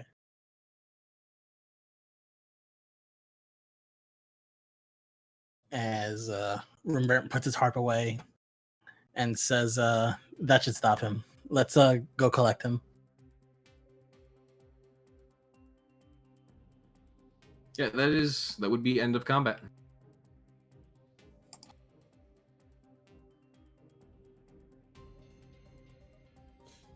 You know, unless someone wants to throw in another ethereal influence. Looking at you, Roshi. I'll do it. I have enough for an ethereal influence. None of you can't influence the games that you're in, boys. This includes Dusty. Oh. Yeah, let me just leave this game for a Gotta second. be the viewers. I'll just leave the game for a minute. I quit. All right, get out. Bye. You may never rejoin. Oh. Aw. Bye. Like I said, this D&D is fascism.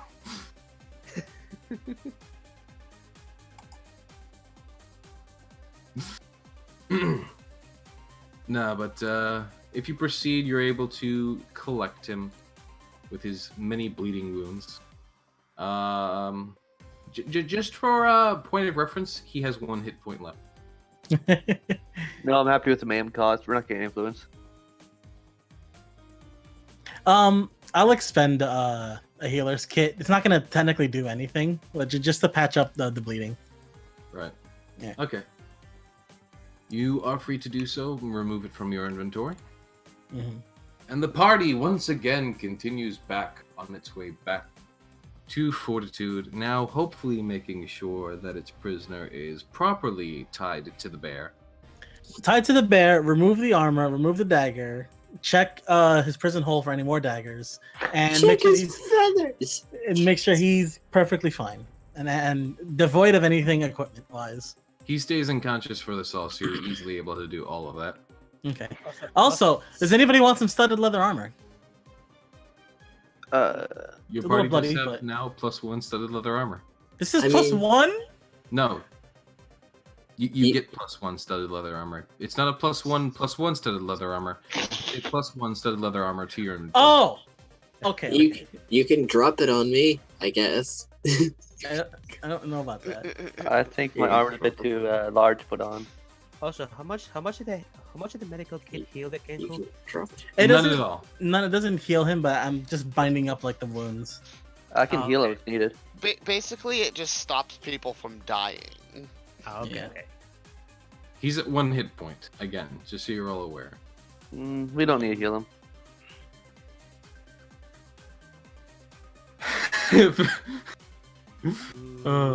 Anywho, to continue. You all eventually make it back later that day as it becomes dusk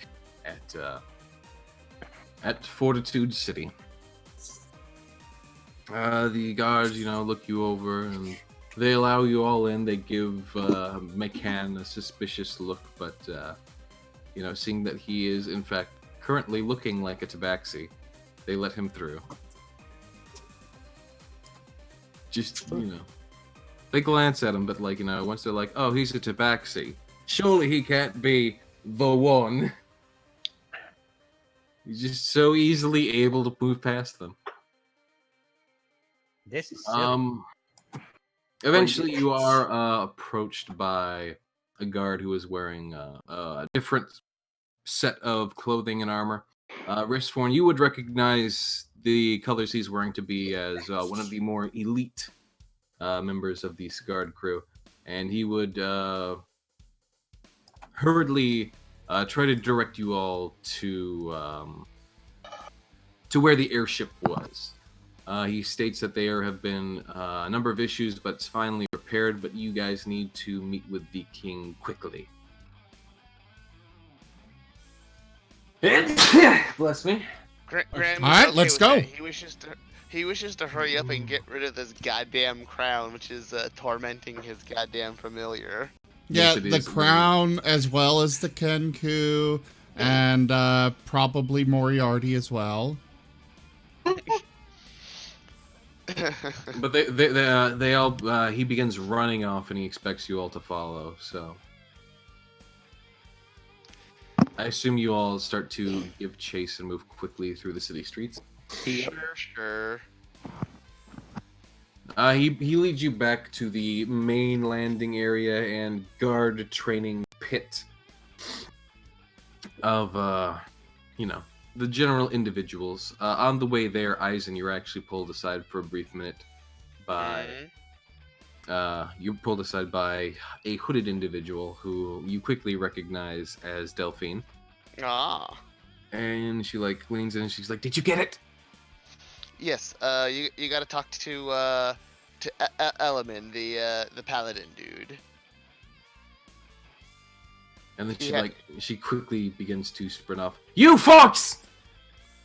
Could have been taken as another word, but okay.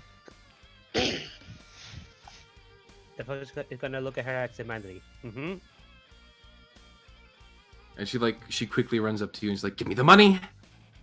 She looks very tired and ragged. It's questionable how long she's been, on the run. She does not look like she's gotten much rest.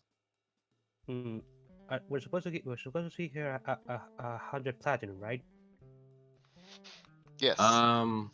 Yes, that was hers. 100 platinum, 1,000 gold, whatever. Yep. Yeah. Enemies why they simply hands her the money. She quickly snatches the stack out of your hand and then goes to run off. Supposedly to go and pay the debt. Very. So that is taken care of, but the guard glances back to the few of you who are stalling and just shouts back to you, "Oi, we need to get moving! No lollygagging!"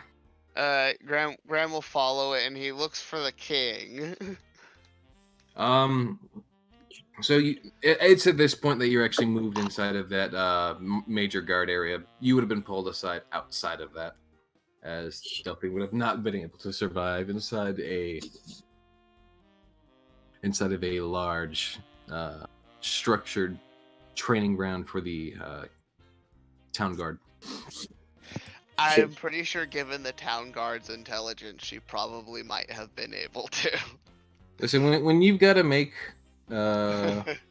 sneak checks against so many eyes, one of them's bound to get a nat 20. That's true.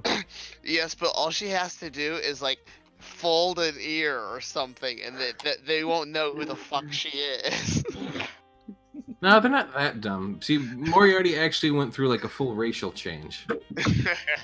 So they're like, you look like him, but technically you're not. We can't, We say that. But Graham just believes they're that stupid. Listen, I will admit the guards are dumb, but there is a limit to how dumb they can be. Is there? There is. I don't think there is. Listen, if they were too dumb, they wouldn't be effective guards. Can I use a wish spell? They need to be just dumb enough. No, you may not. What the hell? I wish for them to be dumber. Did Kai ever get her hug? No. She's sulking. If I'm gonna tell you right now, if Kai hugs him, he will die. She's definitely sulking. Does Graham see the king? No, because you have not yet gotten to the location which he is trying to quickly bring you. He seems to be bringing you up to a building. I will go ahead and reshare the map of this training grounds. Ooh, a map. Yes, there's an actual map of it. But if I can find it. Fortitude. Where is it? Where? Oh, there it is. Literally the first one. I'm sorry. I had everything that was city bound named starting with that city, but for this one, I named it Airship. So that threw me off. Anyhow. Makes sense.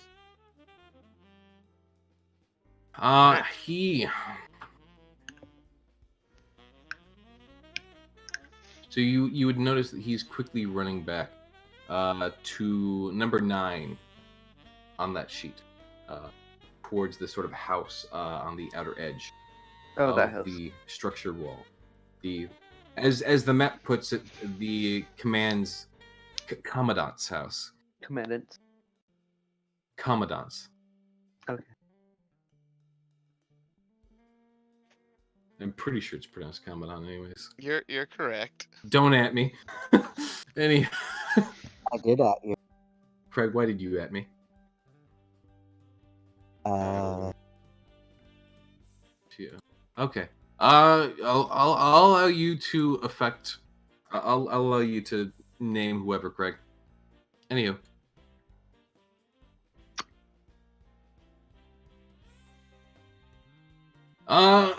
So as you are all running to this commandant's house, he quickly barges through the door and gestures you all to come upstairs, but gives a quick little shove behind him. Leave the bear outside, please. Kai tackle hugs him. The guard? Yes. She's upset she didn't get her hug. Okay, he's going to roll to avoid, so go ahead and give me a grapple check for that. What would that be under? Acrobatics? I'm confused. That's a good question. It's been a while since I've had to do a grapple check. Zim? It's usually a contested strength against the target's either choice of athletics or acrobatics. We usually just do acrobatics or athletics versus acrobatics or athletics. Just keep it simple that way. Yep. Each person decides which they use.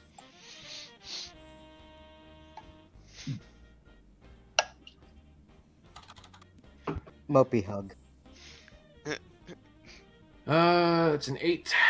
If I take his... Oh, he's actually got some pretty decent athletics. He is running too fast for Kai to even catch up. He's booking it up those stairs into the house, and Kai is still outside. Kai makes a sad roar. He is running on a mission, and as Kai Kai would have to take a second to try and move to stand on her feet to move that bear hug. He's just moving too fast for her. Poor Kai. She just wants a hug. So he's asked the bear to stay outside. There are some guards, of course, around in the building and whatnot. You actually see a few with various different sets of armor and colors, including some with black and yellow trim, some with green and blue trim, and of course the normal guards that you see that are like the classic blue with a red trim. But there do seem to be a lot of guards here of various sorts and ranks. Quickly, he leads you upstairs and to a bedroom, it seems. And as he gets to the door, he actually stops, takes a moment to compose himself, and very slowly opens the door, despite his rush to get up there, and then quickly gestures you all in. I went. Graham follows. As the party, or those who choose to go inside at least, would enter, they would see that the king is laying back on a bed. His arms resting above the covers, but he does not seem well. He seems very ill. And he looks over to Graham, and quickly beckons him forward with a weak motion of his large paw. Graham very hesitantly is like, okay, and comes over. He just looks at you. He seems, weakened. If you didn't know better, you're pretty sure this is what someone looks like on their deathbed. And he just looks at you and just, with those eyes. By the way, roll a wisdom save. God damn it. All of us? Just Graham at the moment. As he looks into Graham's eyes. I don't want to. Yeah, you are Chirp, intimidated. chirp, what's this? I am. And he simply says, I know you have it. Yes, you're quite welcome. Take your accursed crown back. Graham will remove Snowy from his backpack, refusing to touch the crown, and just kind of, because the crown's kind of like around Snowy at the moment. Oh, I'll hand it over. How? So you just basically, I assume, take Snowy out and just like offer Snowy towards him. Well, Snowy's Yeah. okay. He takes So the you can crown. remove the crown from Snowy. He softly reaches out, picks up the crown, slowly moves it, places it back on his head with two hands, and then flips the covers off, gets straight up out of bed, clears his throat, and adjusts his collar softly. Thank you. Okay, you're going to need to explain things now. He blinks at you once. No. He All of looks you get good enough to dance. all of you get prepared. The Royal Rainbow's already ready. What? You've done successfully now. I'll allow you to even take your own roles, should you choose. I would like reward. I would like a new rendition of the Nutcracker so I can attack a rat with a stick. So I can attack. Do you actually say that? Dusty does not care about this man's position. Dusty, I'm gonna need a wisdom saving throw. I'd give you one don't if I had a character page. I'm pretty sure a doll can't be a doll like at least one with Dusty's personality can't be intimidated. Oh, I beg to differ. Honestly, it'd probably be an instant fail if the DM begs to differ like that. I mean, I'll just roll a d20. Let's see what happens. I'll say unless your character previously had a negative modifier, you actually do manage to withstand his. No, actually, wisdom. He had like a +3 in wisdom. Okay, then you're fine. That would actually, including that modifier, you would be good.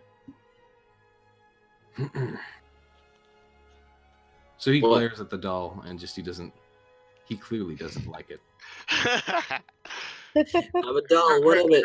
Graham likes the Dusty doll even more now. But he points to Graham and then gestures him out. Speak with the captain. He'll get you set up for your preparations on the ship, and he'll also pay you. I would at least at the very least like an explanation of why Midnight wanted your crown so badly. There are many individuals who want my crown.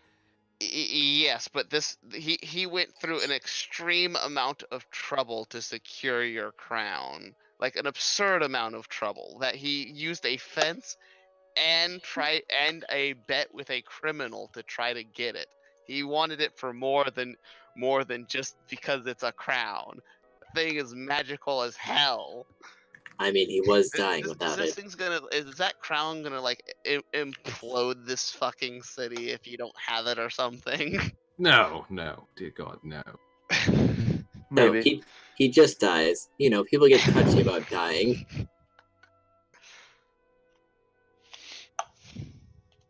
The individual known as Midnight sees himself as a master thief and will likely try to pull off any form of heist that he sees as challenge, I'd assume.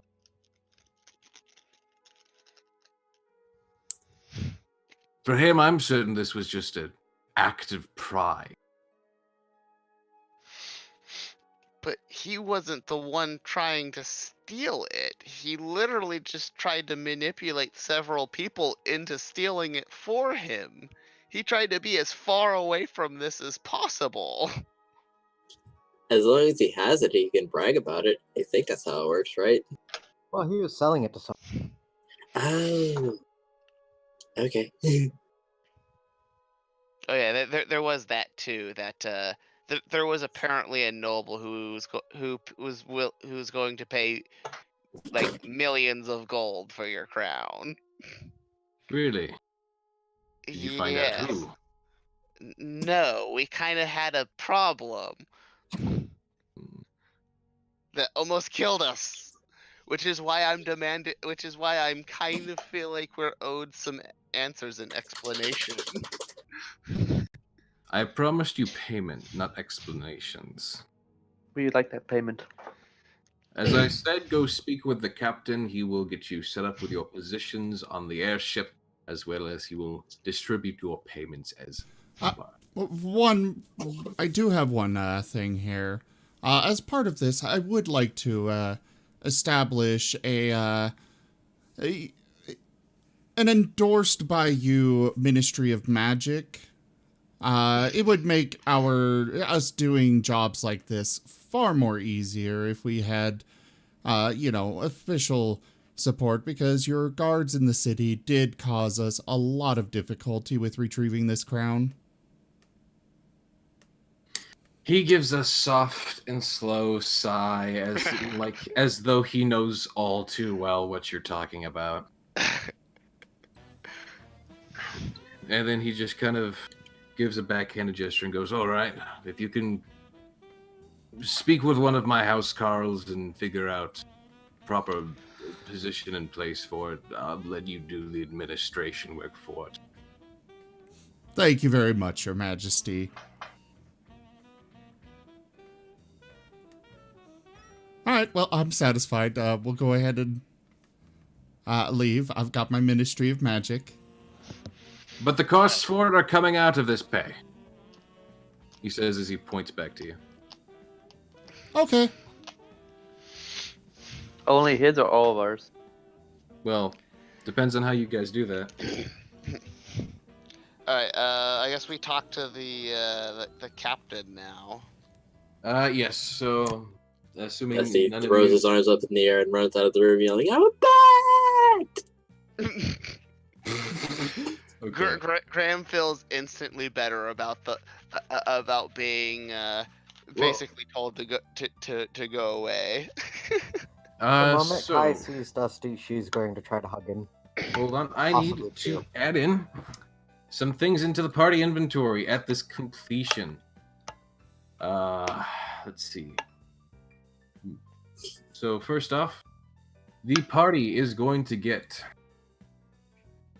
for the turning in of the crow who was identified as the first mate of Captain Ward's crew, you are rewarded 10,000 gold or 100 platinum pieces. Wouldn't that be 1,000 platinum pieces? Because it's 10 gold equals 1 No, yes, you're platinum. right. You are right. My apologies. That's 1,000 platinum pieces plus, with the retrieval of the crown, I believe he promised you 100,000 gold. So that would equate to 11,000 platinum pieces. Okay, you are adding this to... Okay, cool. Yes, you're saying. You've already... Element, I assume you reduced the cash from your inventory. Yes, you did. Perfect. So that takes care of the bounty for Delphine. On top of... Yes, a lot of money. Though, of course, the Ministry of Magic, depending on how much work you put into it, will take some money as well. I'm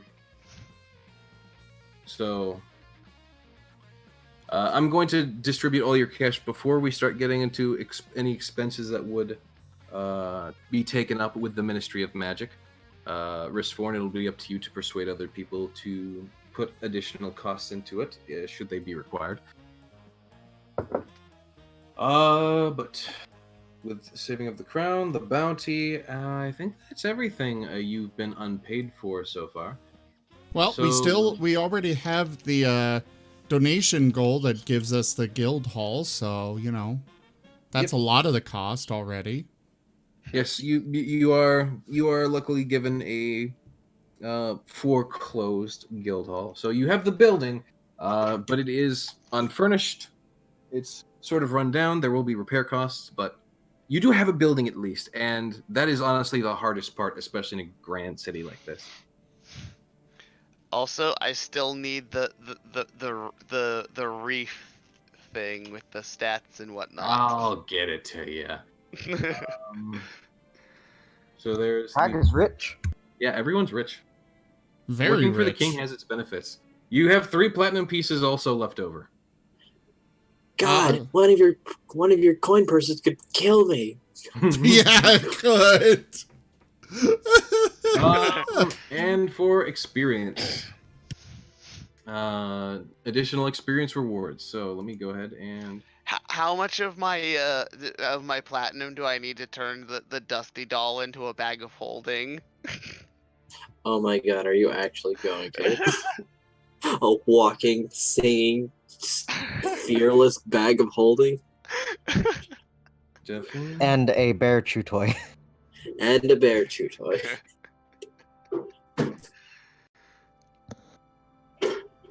I think Dusty Doll is Kai's favorite thing right now.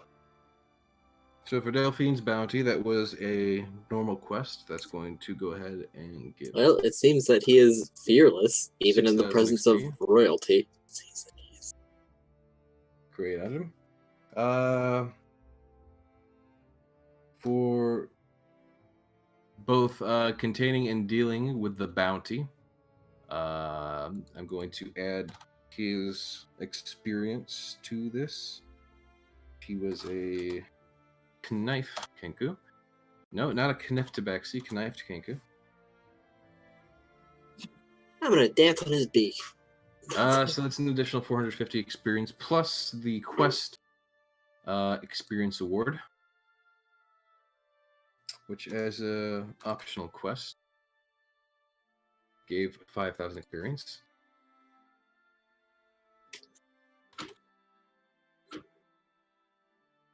By the way, I would like to remind you guys, you do have something called a bloodstone.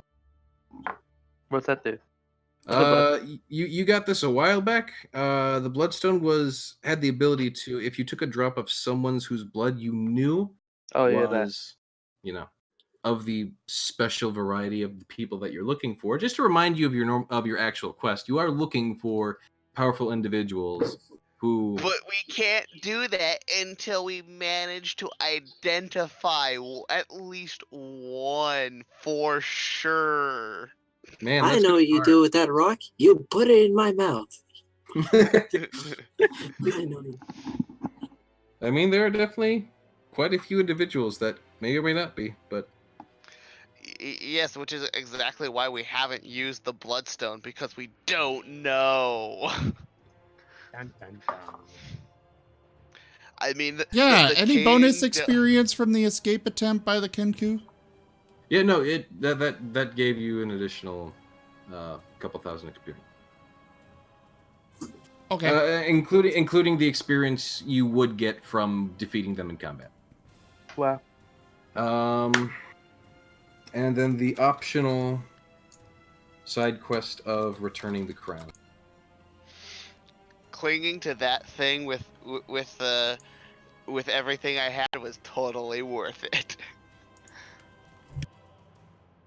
And awarded. Each of you have gained an additional 3,000 experience. It looks like all of you have leveled up. Level up. Oh, I have to figure out how. But I have to figure out how I'm gonna roleplay. Oh. Yeah, you didn't give us many opportunities for Crag and Risfarn to do the whole magic stuff we were gonna do. Yes, but that does come into play actually right here. You don't have to level up immediately. But, so just to continue on with the roleplay, what time is it? We still got another hour. Yeah, we've got another hour. That's perfect.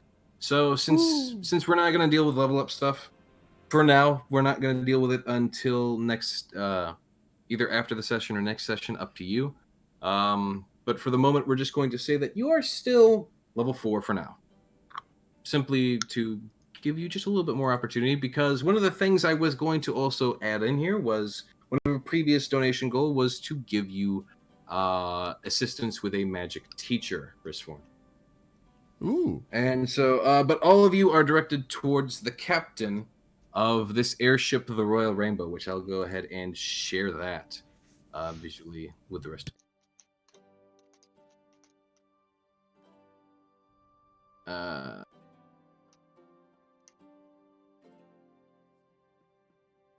And this is actually a map, but well, here I can do a mask just so that you see the Royal Rainbow itself. Just give me a sec.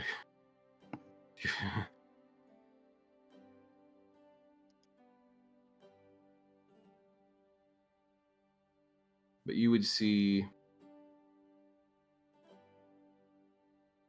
yeah. You don't see the, on decks of it yet, but this is the airship that you see sitting over, for reference, in number 5 of the map. And that's sort of where it says the main training field is also doubles as a landing area for the main airship. Awesome. Hey, does this airship have propellers? I think so. It has sails, Ah, as you can see on the sides of it. There also seems to be a sort of weird magic purple orb just under the blimp itself. On the upper sides of it, near those top 2 sails, those back 2 sails, I should say, you notice that there are some ballistas, and towards the front sides, there are notably some cannons.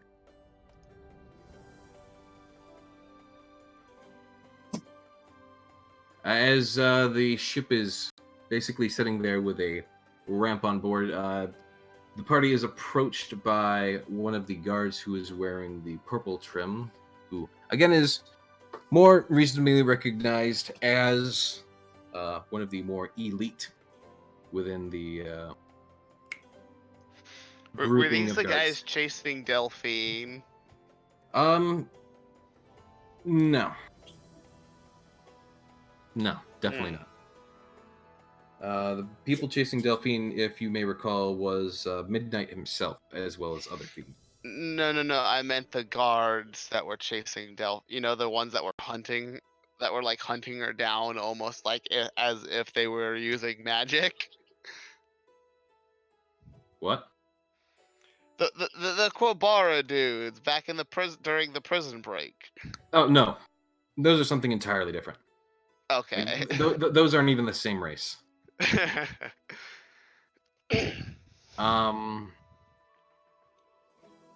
you're approached by one of the generic dogfolk people again.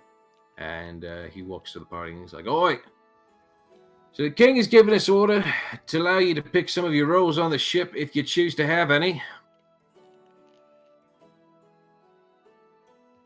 Can I cook? Some of the roles available. Cook is actually a role available if you truly want to take it. Yes. But some of the roles available that we normally have folks for, but it was given order by the king. He thinks you can do a better job if you want to take it up. Not exactly what I agreed to, but nonetheless.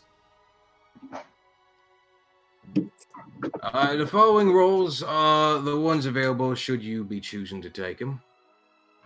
We have need of a potential new first mate, a bosun, quartermaster, surgeon. You can be a cook if you really want to. I'll be a surgeon instead. And Risforn will be first mate. Despite my protests, there's also the position of captain available. Oh, if captain. you've piloted a ship before. I don't much agree with it. Actually, yes. My sailor background, I do. I did. City will be assigned for a surgeon. I would. I want to be first mate. Crag is way overwhelmed. Risforn will grab Crag. This will be my first mate. I'll take captain. I shall be the rudder. Crag Everyone looks is, like he of vaguely course. disagrees, but isn't saying anything. Keep in mind, you're going to want to make sure if you're picking out your roles, all of them, we do need you to fulfill certain tasks. Yeah, I can be a surgeon.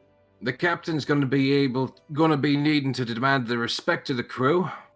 Something I already have a good boot on, but orders are orders. First mate's going to need to keep up morale. Bosun's going to need to be good at repairing the ship should it come under fire, which, given our current course, I know is going to happen. Quartermaster's going to be in charge of plotting our courses and using those map thingies. I was never really into them. Surgeon should be obvious. Yeah, the quartermaster plots the ship's course, relying on knowledge of nautical charts and a study of weather and sea conditions. Usually that's the captain. Quartermasters are usually in charge of supplies. Yeah. I agree with this. I'm literally looking over the D&D 5e Unearthed Arcana of Ships in the Sea, and according to the book, this is what's marked down as quartermaster. We could call it the navigator if that's what you guys prefer. Yeah. It makes no sense. Yeah. I have but you're also using the Unearthed Arcana, and sometimes there are mistakes in there. They don't do a lot of editing on those. That makes sense. Nonetheless, I needed something for running ships. So yeah, we'll call it the navigator. So we need a captain, first mate, bosun, navigator, surgeon, and optionally a cook. Crag knows how to cook, and that's about it. Senior knows a bunch about medical. Though Crag is hilarious enough in his failures to be a good morale. So to note, it is suggested via the book that captains have high intelligence and charisma, as well as proficiency with water vehicles. First mate would be most beneficial to have a high charisma. Bosun should definitely want to have a good strength score, as well as proficiency with carpenter tools and the athletic skill. I should be first mate. Quartermaster is definitely going to want a high wisdom, as well as proficiency with navigator's tools and the nature skill. Surgeon is going to want to be high intelligence with herbalism and medicine, and the cook is going to want to have a decent constitution, as well as be decent at cooking, which for me is survival check.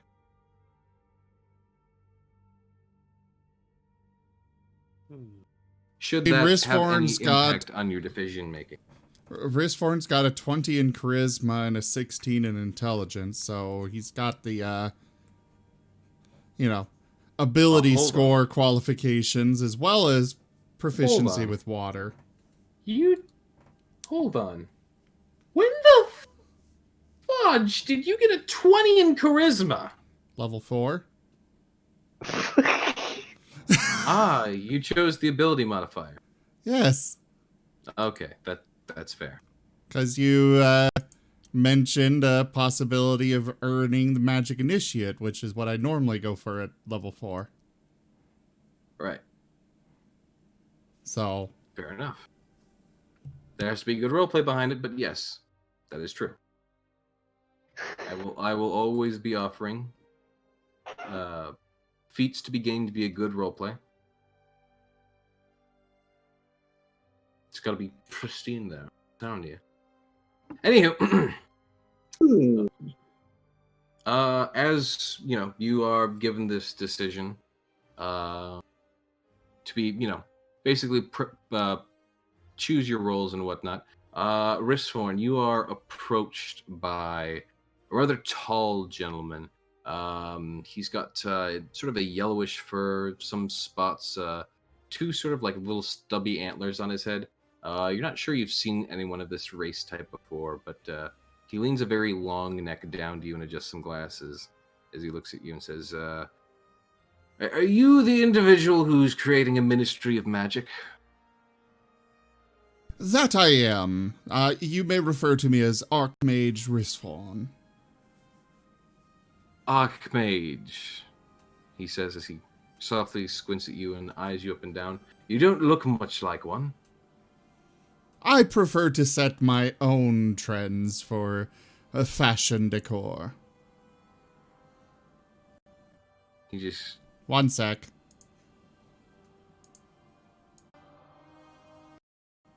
Sorry. Sometimes my audio thing will just randomly crap out on me. Okay, continue. He goes, right. Well, I am Teldwyn. I'm a studier of the arcane arts. I was directed towards you for any potential requirements with your little startup here. I tend to be a professor at the college, though I felt you may require some assistance given your new little project. Yes, assistance would be greatly appreciated. I will admit I don't know everything, so yes. Craig says, can you teach me Brave Hands? Your first project is helping me teach this lovely gentleman. He glances over and slowly raises a brow to Craig. Did you say brave hands? Brave Hands. I touch people and they get excited. Brave. I did it once before, but I can't figure it out. I'm always excited! What spell was it again? I can't remember. He seems to casually think on it for a moment. Well, no, I know that Risforn figured it out. I just... Out of character, I can't remember which spell it was. I think it was heroism. Yeah, it's heroism. Oh, yeah. So yeah. he rubs his chin softly for a moment and goes, did you mean the spell commonly referred to as heroism? Yes, he's a... Oh, no. He's got... he's got potential. He just doesn't quite refer to them the way most of us do. Right, well... Brave Hands is a better name. Well, it's an enchantment spell. Generally has to be done by touching another individual, which would explain why you call it such. It tends to be, though, used by those of a more holy profession, or those who are performers. It's less of an arcane spell and more of a... He sort of wiggles his fingers to his side casually for a moment as he looks for the right word.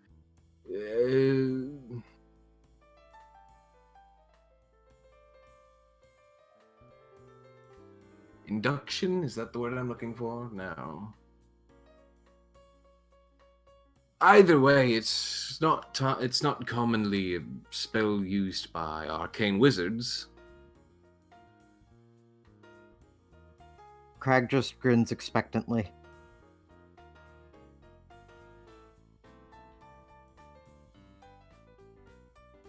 He kind of like glances between Craig and Risforn as he's basically finished the end of his explanation.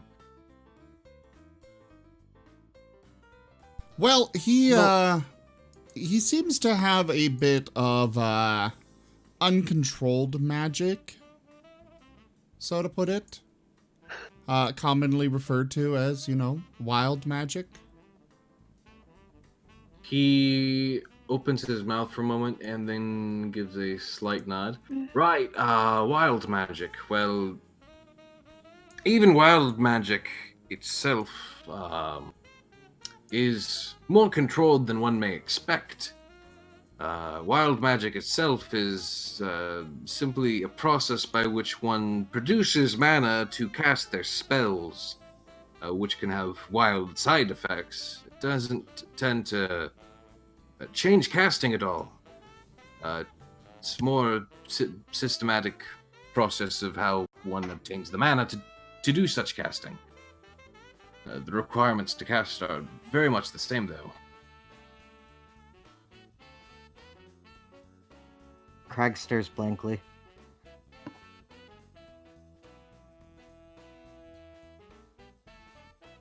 Think of it like this. Most people, and this is quoting a book and theory on the subject, but assume that you want to fill a glass of water. Most people would simply take a pitcher and a glass and pour into the glass as much as they want, and then just simply drink the water. Whereas what, say, someone with wild magic might do is they might go over to a geyser, wait for the geyser to burst, and then try to catch the water in the glass, generally leaving it to be a bit more messy and tending to potentially overfill or underfill the glass as necessary. This sort of wild obtainment of said mana generally leads to the quote-unquote wild production of wild magic, which can cause unexpected effects. Crag thinks for a second and then nods, seeming to understand this.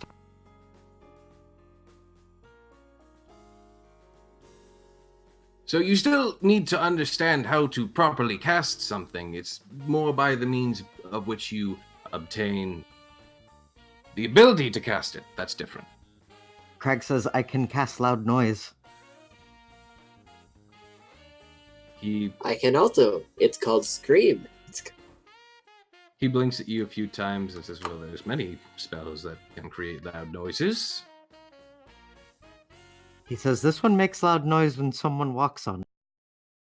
That would be an alarm spell.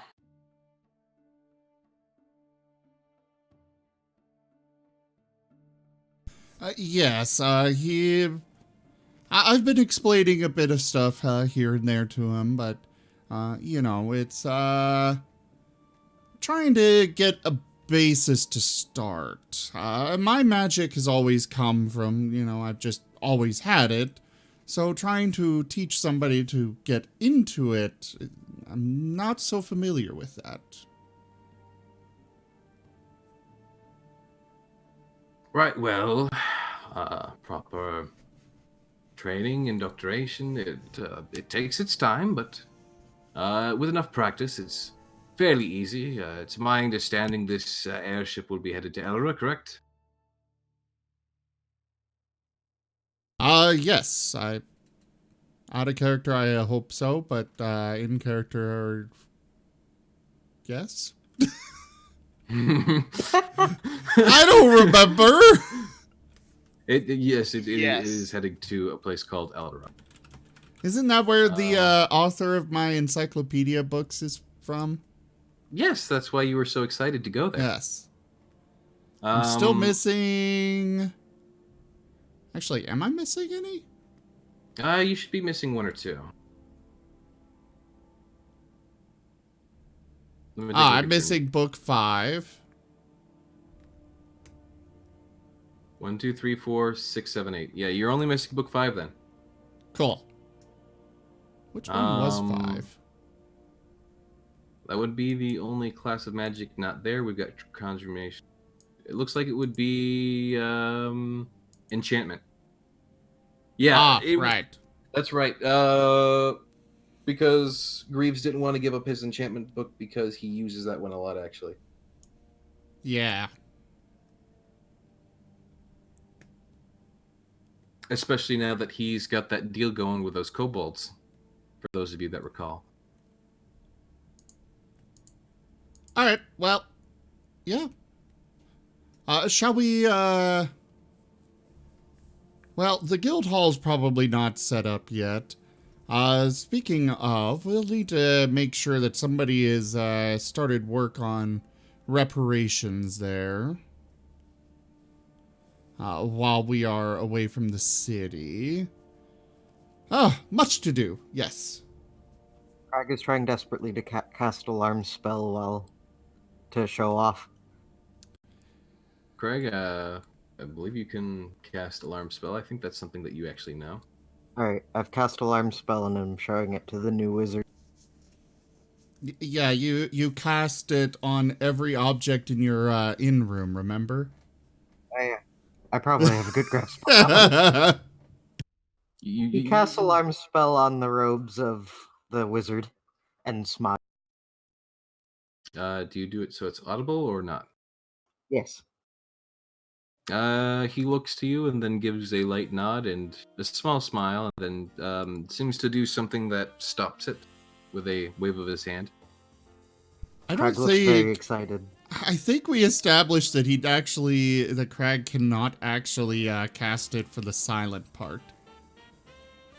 No, he could. He just had to roll high enough for that to actually remember how to cast it and do it like that.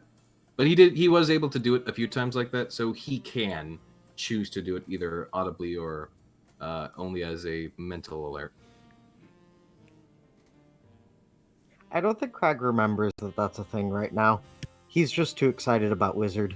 Anywho, everyone else, before we get too carried away with this, we've been almost going on half an hour about this. What are you all doing as far as preparations for getting on the airship and all that sort of stuff? I will note Moriarty has already made his way onto the ship and has disappeared into the decks below. City would be trying to find a medical ward. Are you going onto the ship? Yes. Okay, then I'll go ahead and... Nope. I'll go ahead and reveal the decks of the ship for you.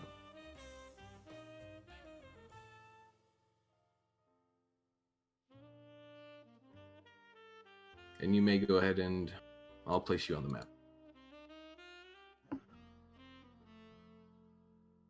From the combat. Where's the medical ward? Oh. You're not sure they have one. Oh. You'll have to look around. Start asking questions, interacting with individuals. I guess Graham will board the ship and just kind of hang out on deck. Having puns them? Kai and Crag are very cautiously boarding the ship.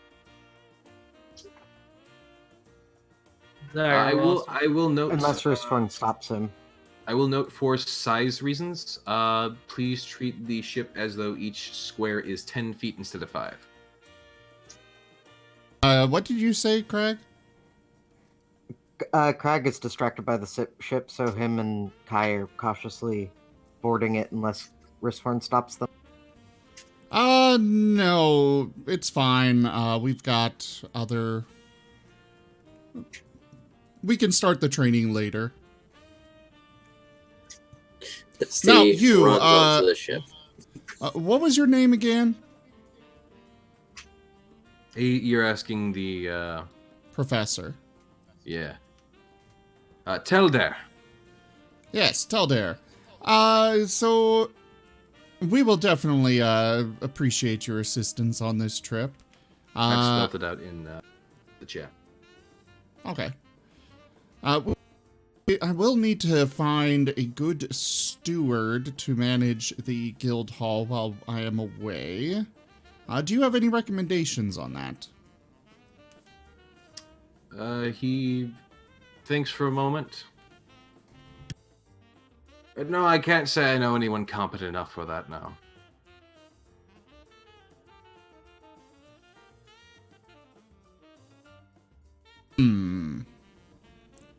Well, I suppose we will be off to find people to work. If you would accompany me, we can go through the city and find some recruits. He shrugs softly and continues along with you. Elbin, Rembrandt, Zaire, what are you doing? Elmin is just getting his stuff together to board the ship. Okay, so Elbin, you're just kind of still in the training grounds. You basically already have all your stuff on you. Zaire will board the ship. Or Zaire, okay. Zaire, you are. I dragged the ship instead of you. You're now on the deck of the ship, the Royal Rainbow.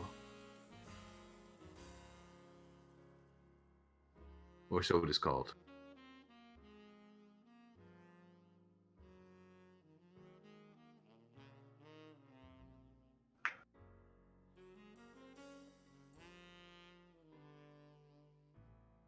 Rembrandt, are you still with us?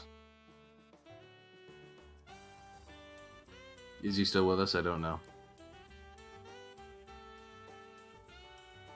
He's in chat. Rembrandt, can you hear us?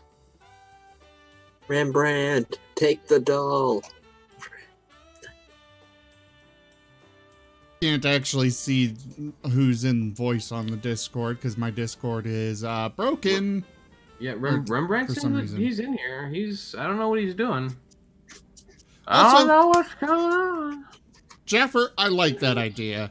You've been a huge support to the channel, so yeah, let's have our steward for the ministry be named Jaffer Roshak. Ooh. No influence needed, just, you know, you have donated a lot to the channel and helped out a huge amount, so...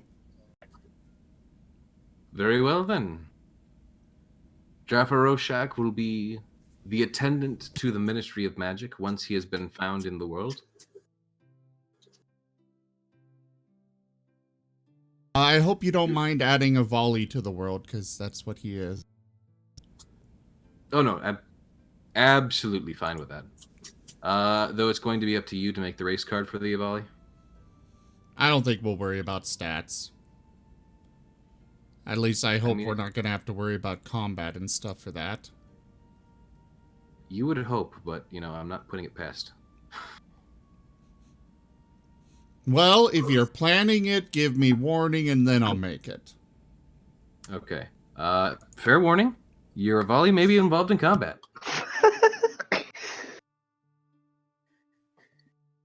The fact that they exist in this world, Sim, you need to have them prepared to be in combat.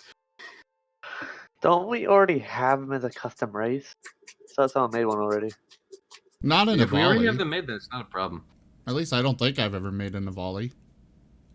I have no think idea. We have raptors, and the Avali are kind of raptors. Plus, let me say, if Avali are going to be, you know, in the world, I would love adding a whole bunch more of them as NPCs. So, you know, I love the Avali race personally.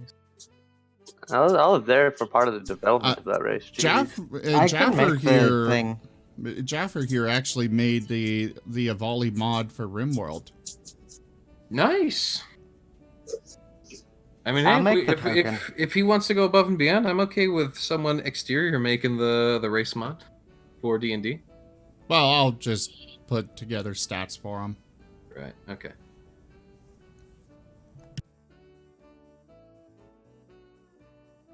Wasn't a valley started from original Starbound mod? Yes, it was. It wasn't started as a mod. It was actually started as a race competition. See, Starbound had a little competition as to who could create various races for it. And the winner for that was actually the Nova Kid. The Avali were a close second. And everyone who has loved Avali has been salty ever since, including myself. Aww. Because Avali would have been amazing. I think the Avali are better than the Nova Kid. I absolutely do too, but I didn't even like Nova Kid. That was weird. It's probably for the best because Avali have a crap ton more mods now and a lot more community passion put into them, so they have better things overall, so long as you're okay with modding your game. That's true. I know the creator of that valley, and he kind of almost regrets it sometimes. Oh, apparently they were originally made in Spore. That wouldn't be terribly unsurprising. Like, I wouldn't, you know, just... It was probably something originally made in Spore, and then, like, eventually Starbound was doing their thing. He was like, yes! But anyways, back on topic. Right. So... We still have another half an hour to go. There was something I was going to do. All right, so I'm going to want everyone to actually, Rembrandt excluded, I guess, because he's just not active. I'm here. What's up? Oh, there you are. I was asking what you were doing, man. We're all Oh. bored. Most people are bored in the ship at this point. Ristforn is going off doing his Ministry of Magic stuff. He's going to be left behind, and I'm going to have to create a completely different campaign for him. It's gonna Where's Moriarty going? Moriarty has already gone onto the ship and Alright, is that's where- mingling with its crew. That is where Rembrandt is. The party is going to need to decide, however, because this is going to more or less need to be a party decision, who the captain is going to be, and from there, the rest of the party can more or less fall into place as to who's filling what roles, if any at all. The ship is already supplied with individuals who take these roles, but, you know, if you believe you can do them more competently, by order of the king, you're allowed to take whatever role you want on this ship. Craig, So long as...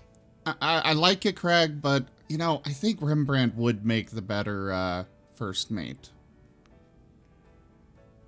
Craig agrees. Moriarty pops his head out. Not me. Where did you come from? Why are you on my ship? Do we have a plank? Do we have a plank? Can I make you walk it? This is how you repay me? For getting you all those books that you've been wanting all this time? Yeah, you should be nicer to He Moriarty. I'm gives you a just kidding, old buddy, old pal. He gives you a pouty lip, and he's able, now that he looks visually like a cat, he can do those big kitty eye things like Puss in Boots does. Rembrandt's gonna give you assistance on that. I'm gonna go ahead and roll his persuasion to see how good this goes. With advantage. Ah! Staring contest. I'll give him bardic inspiration since you are a bard. Close enough. Hold on, let me pull up his stat sheet. I haven't used Moriarty's stats in forever. Actually, you know what? No. You No? use an advantage. Rembrandt's gonna be like, no. You're Tabaxi now. It's you got to use these muscles right here. I'd rather keep this to, you know, actual player characters. Fine. Unless the position isn't able to be filled by somebody that's good enough at it. No, it's perfectly fine. I'm just acting out the character, you know. I know. I'm just saying for general reference.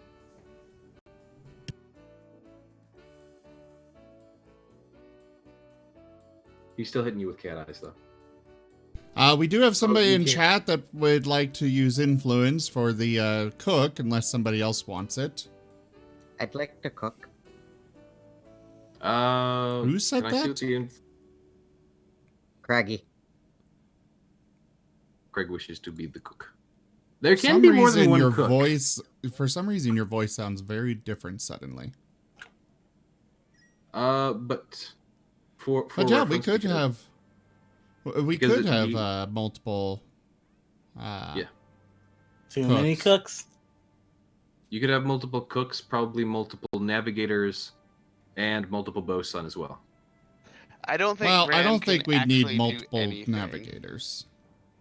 What does the boatswain do? The boatswain is someone who basically focuses on maintaining and repair of the ship. They would be the one who would actually heal the HP of the ship should the ship be damaged in combat. Intriguing. On the subject of navigators, Zyre might actually be useful as a secondary one since he kind of has knowledge of the skies. I have given a gift. Do we have somebody wrong for a chat. navigator yet? I don't think anyone stepped up for it. Can I see what that influence is, by the way? Just out of curiosity. They haven't redeemed it yet. Okay. I've given a gift to chat. Also, Jaffer, you can't post links in the stream chat, but you can send them in the media sharing channel on the Discord. Assuming you're in the Discord. He is. At least I'm pretty sure I saw him in there. Craig, so there's something wrong with your eyes there. Or is that Rembrandt? There's something on the scene that just. there's There's something wrong with like the person with two small eyes. That's Ristforn. I drew it fast. Okay. It's like a 5-second doodle. You need to remember to make one of his eyes like the Sans eye from Undertale. You know, the one that glows blue. This is canon for Ristforn. I can't do that in 5 seconds. I'm sorry. Ugh. I am not the god of art. Oh, jeez, Craig. I just saw that. All right, I'm putting that one up on stream. But I'm gonna save the mimic the one skitter on the left one is for- apparently Ristforn, and the one on the right is Moriarty in his cat form. Cute. Meow. 5-second doodles.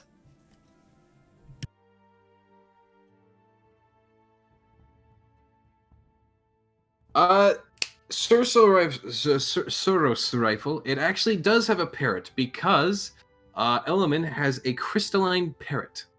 Yes.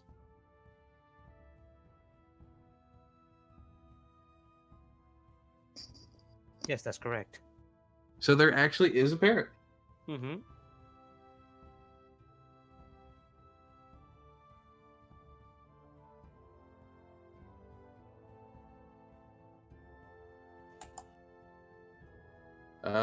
So before there's too much silence for too long, we've got that up on stream.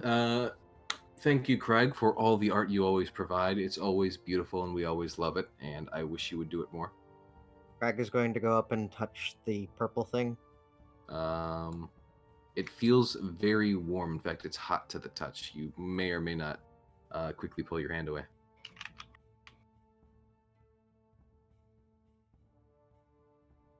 Craig looks curious and stares at it for a bit. It seems to be a swirling vortex inside. As far as you're concerned, it's well, it's probably magic as far as you can tell. Probably. It looks magic. Craig sits and tries to feel the magic to the best of his ability. Sure. He thinks he knows what he's doing. You might get a placebo effect going where you think you feel something, but it could just be the wind as far as you can tell. There is a sort of warmth emanating from it as well, which is just the general heat that's producing. You do notice at the top of the orb, it does seem to be kind of connected to the main balloon up top as well. Graham is probably using detect magic to kind of check out the how the ship works. So Graham, you would be able to tell that is an evocation spell of a very high degree. Though given its odd purple coloring, it's kind of hard to put your. Can I dispel magic on it? I mean, you can attempt to. Graham slaps your hand and like, no.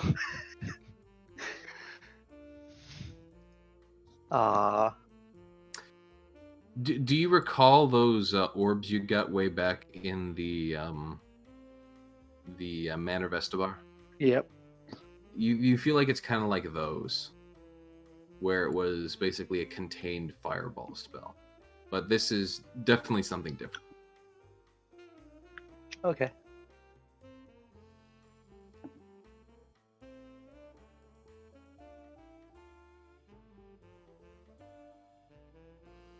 I'm gonna continue looking for the med bay, or if there is one actually. Well, you go around, you find various, rooms for sleeping and whatnot. I want to say the best thing you might be able to find is this kind of area down at the very bottom deck. You notice kind of like near some closets, there is a room that has a bed as well as a counter and various desks. Here, I'll move you to it. It's right there. Okay. That would probably be the best spot you could use, per se. It's, no surgery operating room, but it seems to be the best well supplied for it. I found my home. Yeah, you would notice while walking through, there are also some non-guard individuals who are up and about doing their things. Crag has been subtly suggested by something to lick the orb, so I'm going to do that. All right. I will state, as of earlier, when you actually physically try to touch it, it's like touching a hot stove. So this would be equivalent to licking a hot stove. There is a very strong presence telling him to lick the hot stove, so he's going to now sit on the ground and cry, holding his mouth.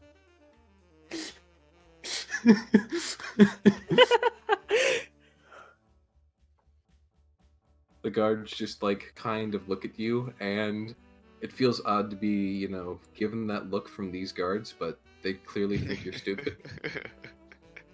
They wouldn't be wrong.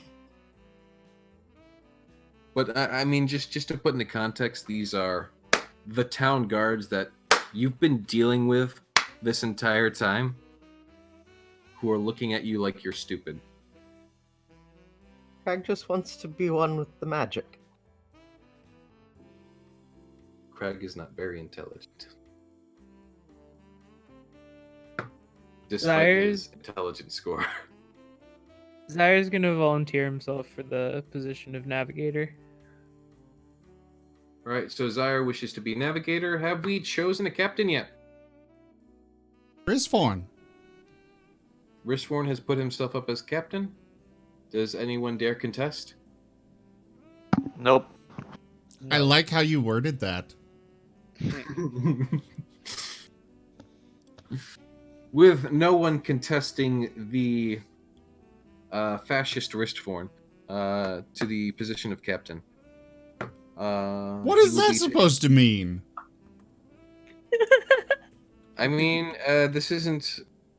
Once you're declared captain, this isn't really a democracy. Everyone's going to be taking your word to, as command. This is a military ship, so it's basically operating as a miniature fascist government. I'm okay with that. Anywho, I mean, fascism just means basically dictator. So, maybe we should let the NPC be the captain. there is an NPC captain who does seem fairly disgruntled about not being able to be captain because the king has ordered that if someone wants to be the captain, they can be the captain. I have one question: does the captain look like any of the guards? Yes, but he's wearing different colors. I approve of Risforn being the captain. Crag, of course, approves, but I don't know if Crag's judgment is good. This is fair. So Risforn. Elaming is concerned, but he doesn't mind as long as it's not one of the guards. Risforn, you would eventually be directed towards the captain's cabin. The what? The captain's cabin, which has just been revealed on the map. In there seems to be the previous captain, who is standing respectfully beside his desk, as well as... you mean my desk? Previously his desk, yes. Yes. And a dragonborn individual who's standing with it.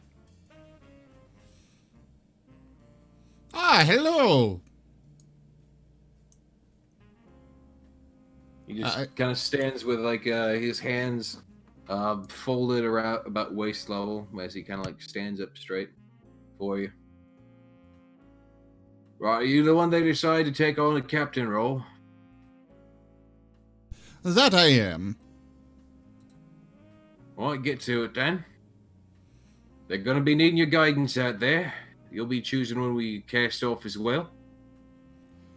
We will be casting off in a few hours. Provided all the preparations are actually done. We've been assured they are, but, I will be going about to ensure all of that.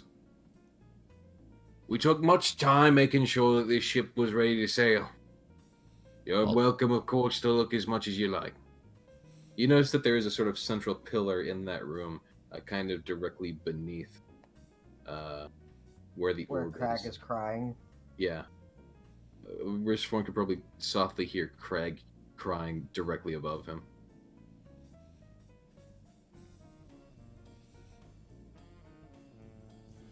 He's gonna inspect that central pillar. It seems to be a sort of metal tube.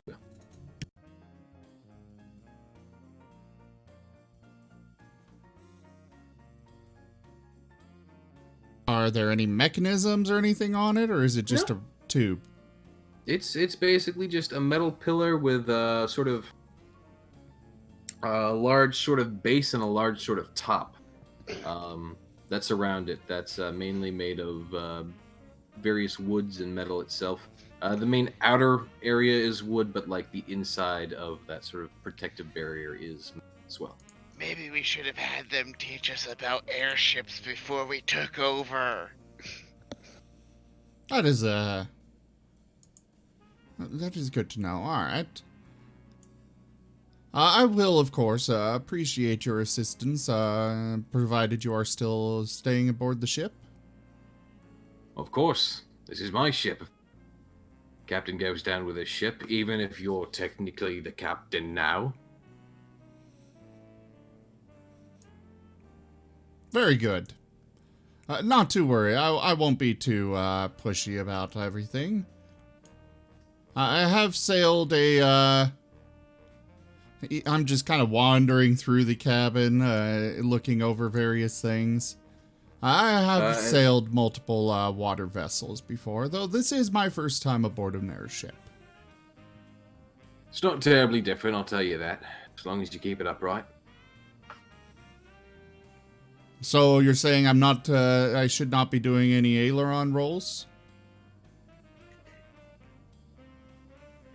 He gives you almost confused look, but then slowly nods.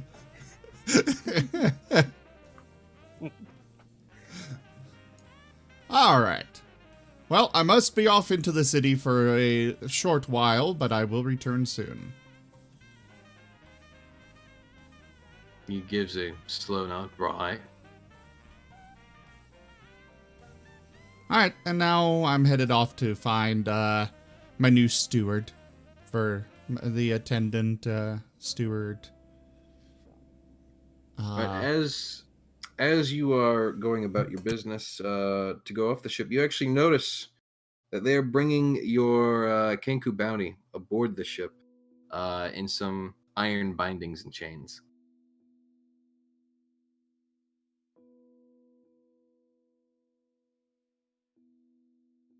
And why is he coming on board this ship?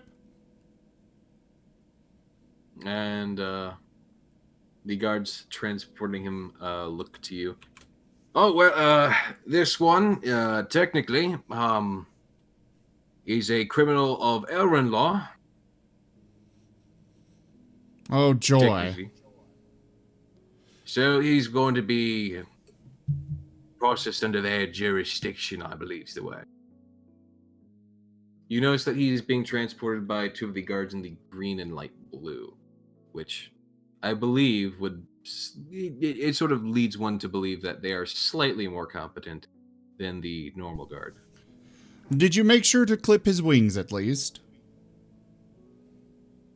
They both look to him. He looks pretty battered and torn still. I don't think that's necessary. Especially with these iron chains. No one can fly in these. He managed to escape off the back of our bear before, so I believe it's a good precaution. You had him tied with rope. These are metal chains. He's going to need a key or some sort of lockpick maybe to get out of them. Even then, we've got him tied up pretty good.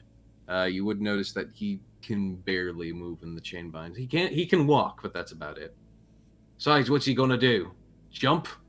Ha! If he can fly. Well, binded. If he manages to get out of the bindings, then yeah, he could jump and fly away. We'll keep him locked in the hold. Don't worry. He can't even. He won't be able to escape. Clip his wings. Just to be sure. They roll their eyes and sigh, and they begin to move him down. Right, where's the cook? We need a knife. Can Kenku fly? I have I no don't think idea. I'm I'm pretty sure they can't. The cook I'm is pretty sure currently Ken- crying by the purple I'm pretty orb. sure Kenku can't fly. I think that's like one of their things because they get really pissed off if you actually bring it up to them. Hold on. Yeah, I don't think they can fly, but Risthorn, he sees the Doesn't know that? beak and thinks that, yeah, it can probably fly. Speed 30 feet. Action: short bow, short sword, ambusher, mimicry. Yeah, there's nothing here with a fly speed or anything like that.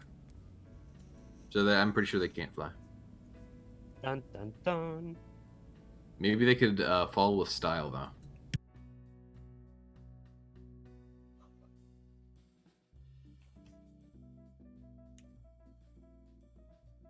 But they proceed to strip his wings bare. No, just clip the bottom, that's all. It doesn't need to be bare. Okay, so they basically clip the bottom of his wings, and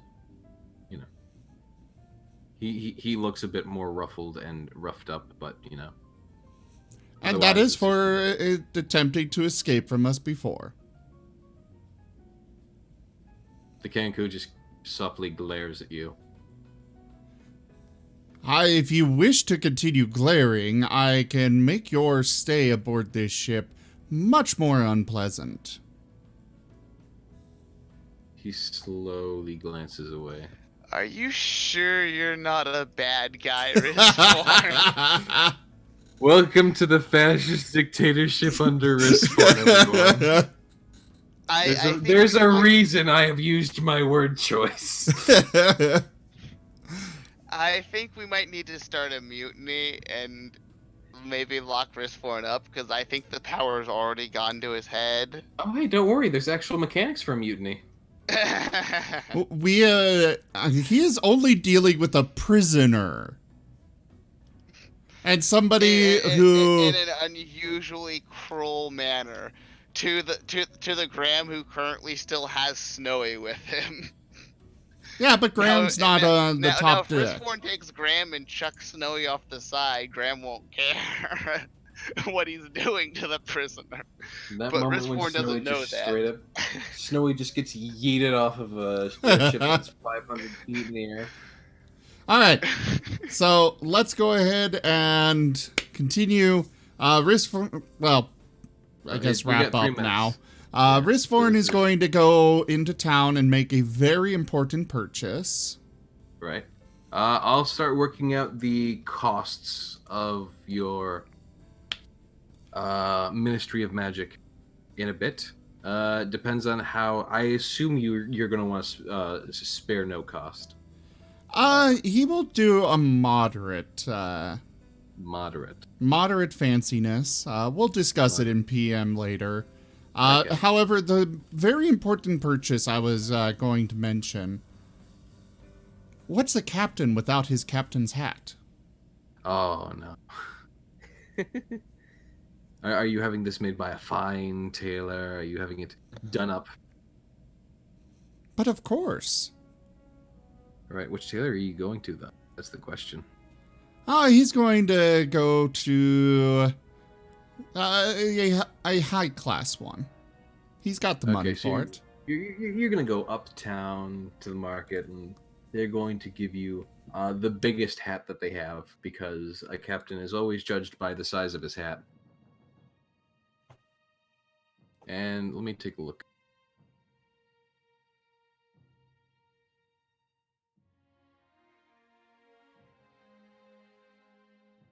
I assume it's a captain's hat, right? But of course. And not like some sort of other type. Okay. He's gonna he's gonna want to wear this for a long while beyond just running the ship. So perhaps something that would work for his new Archmage look that he's going for. Well, there is a hat of wizardry. What does that do? The hat of wizardry is a wondrous item. Does require attunement by a wizard.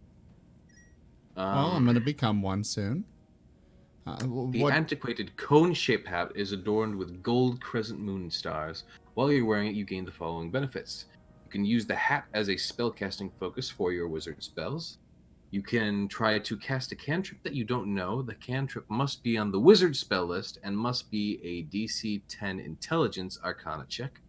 If the check succeeds, you may cast the spell. If the check fails, so does the spell, and the action used to cast the spell is wasted. In either case, you can't use this property again until you finish a long rest.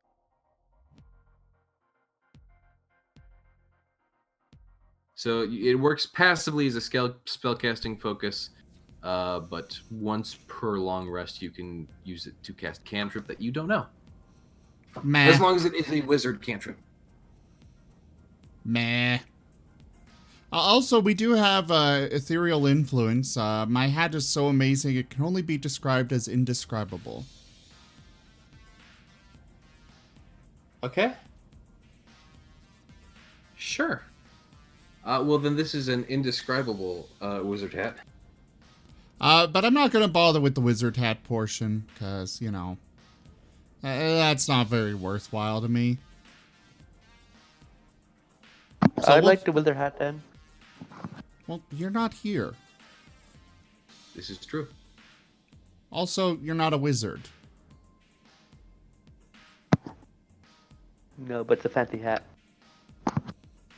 He's getting his own fancy hat with a very big feather. I expect you to send me a picture of it later, but that'll be 50 gold. I don't Can Crag have have a hat? picture. Yes, Risforn will also find a very nice chef's, you know, a chef's conical hat thing, you know. That'll be 10 gold. All right. So 60 gold in total.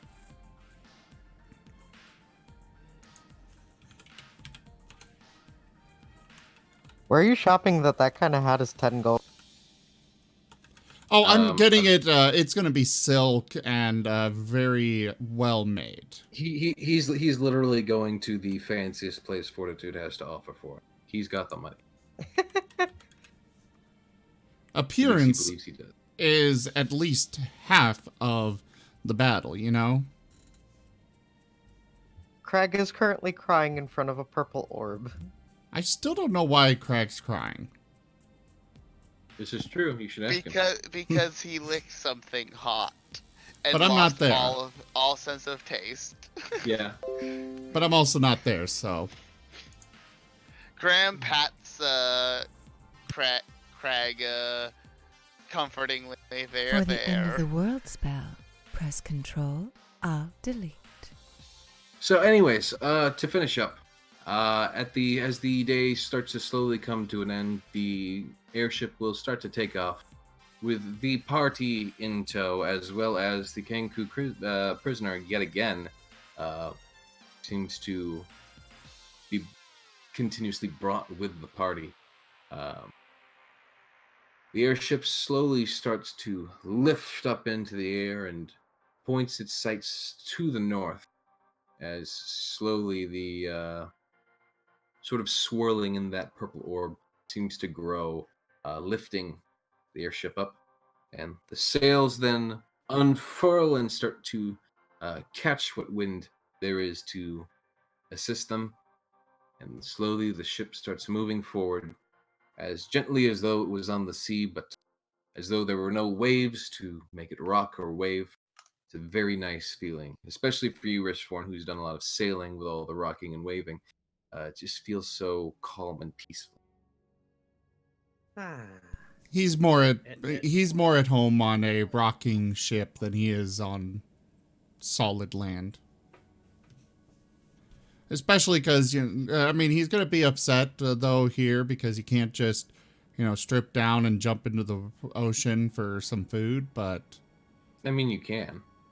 No, I can't. I think Riskborn might have to make some will saves to not like accidentally like just jump off the side of the flying boat. No, 'cause he's just so used to intelligent. it. He's intelligent enough to know that he's in the air and not on the ocean. It's just like just one day everyone's waking up by like that goofy scream as he falls off the side of the ship. You know the one. Yes, another one. Enemy is feeling very good with the wind blowing through his ears. All right. And, Anyways, that is a good continue. point to stop. Yes, absolutely. We are 5 minutes over as well.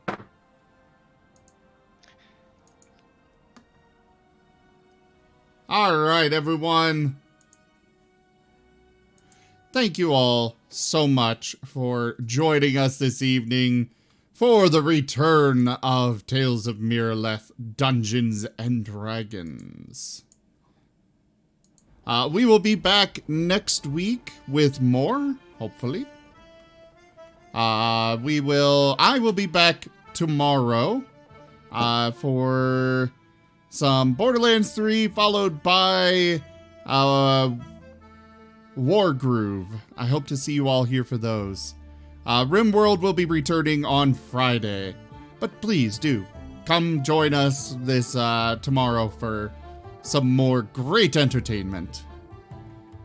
Check out gaming.com. We've got links for our Discord, Telegram, Twitter, Patreon, all those good things on the website, as well as down in the description below. Don't forget to hit that follow button. Subscribe to the channel if you can. Although I think basically everybody here is subscribed now thanks to Chili. Oh, Void. Jaffer, the hand cannon will show up. I could actually cover that real quick before we end if you'd like. Yeah, go for it. But as you would start to lift off, the captain would remember something, and he would walk over to you, and he would hold out his hand as though offering you something. Riskborn will accept it. He drops into your hand what looks like a miniature scale cannon. And he just says, if we're about to go down, use this. If we're about to go down? Yes. What would I use it for if we're going down? He glances at it, then he glances at you. Honestly, I've never had to use it. I see.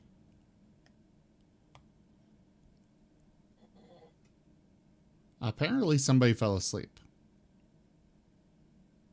Sounds like it. Perfect timing, I guess. Yeah. We're ending. All right, everyone. Again, thank you for joining, and I bid you all a very fond adieu.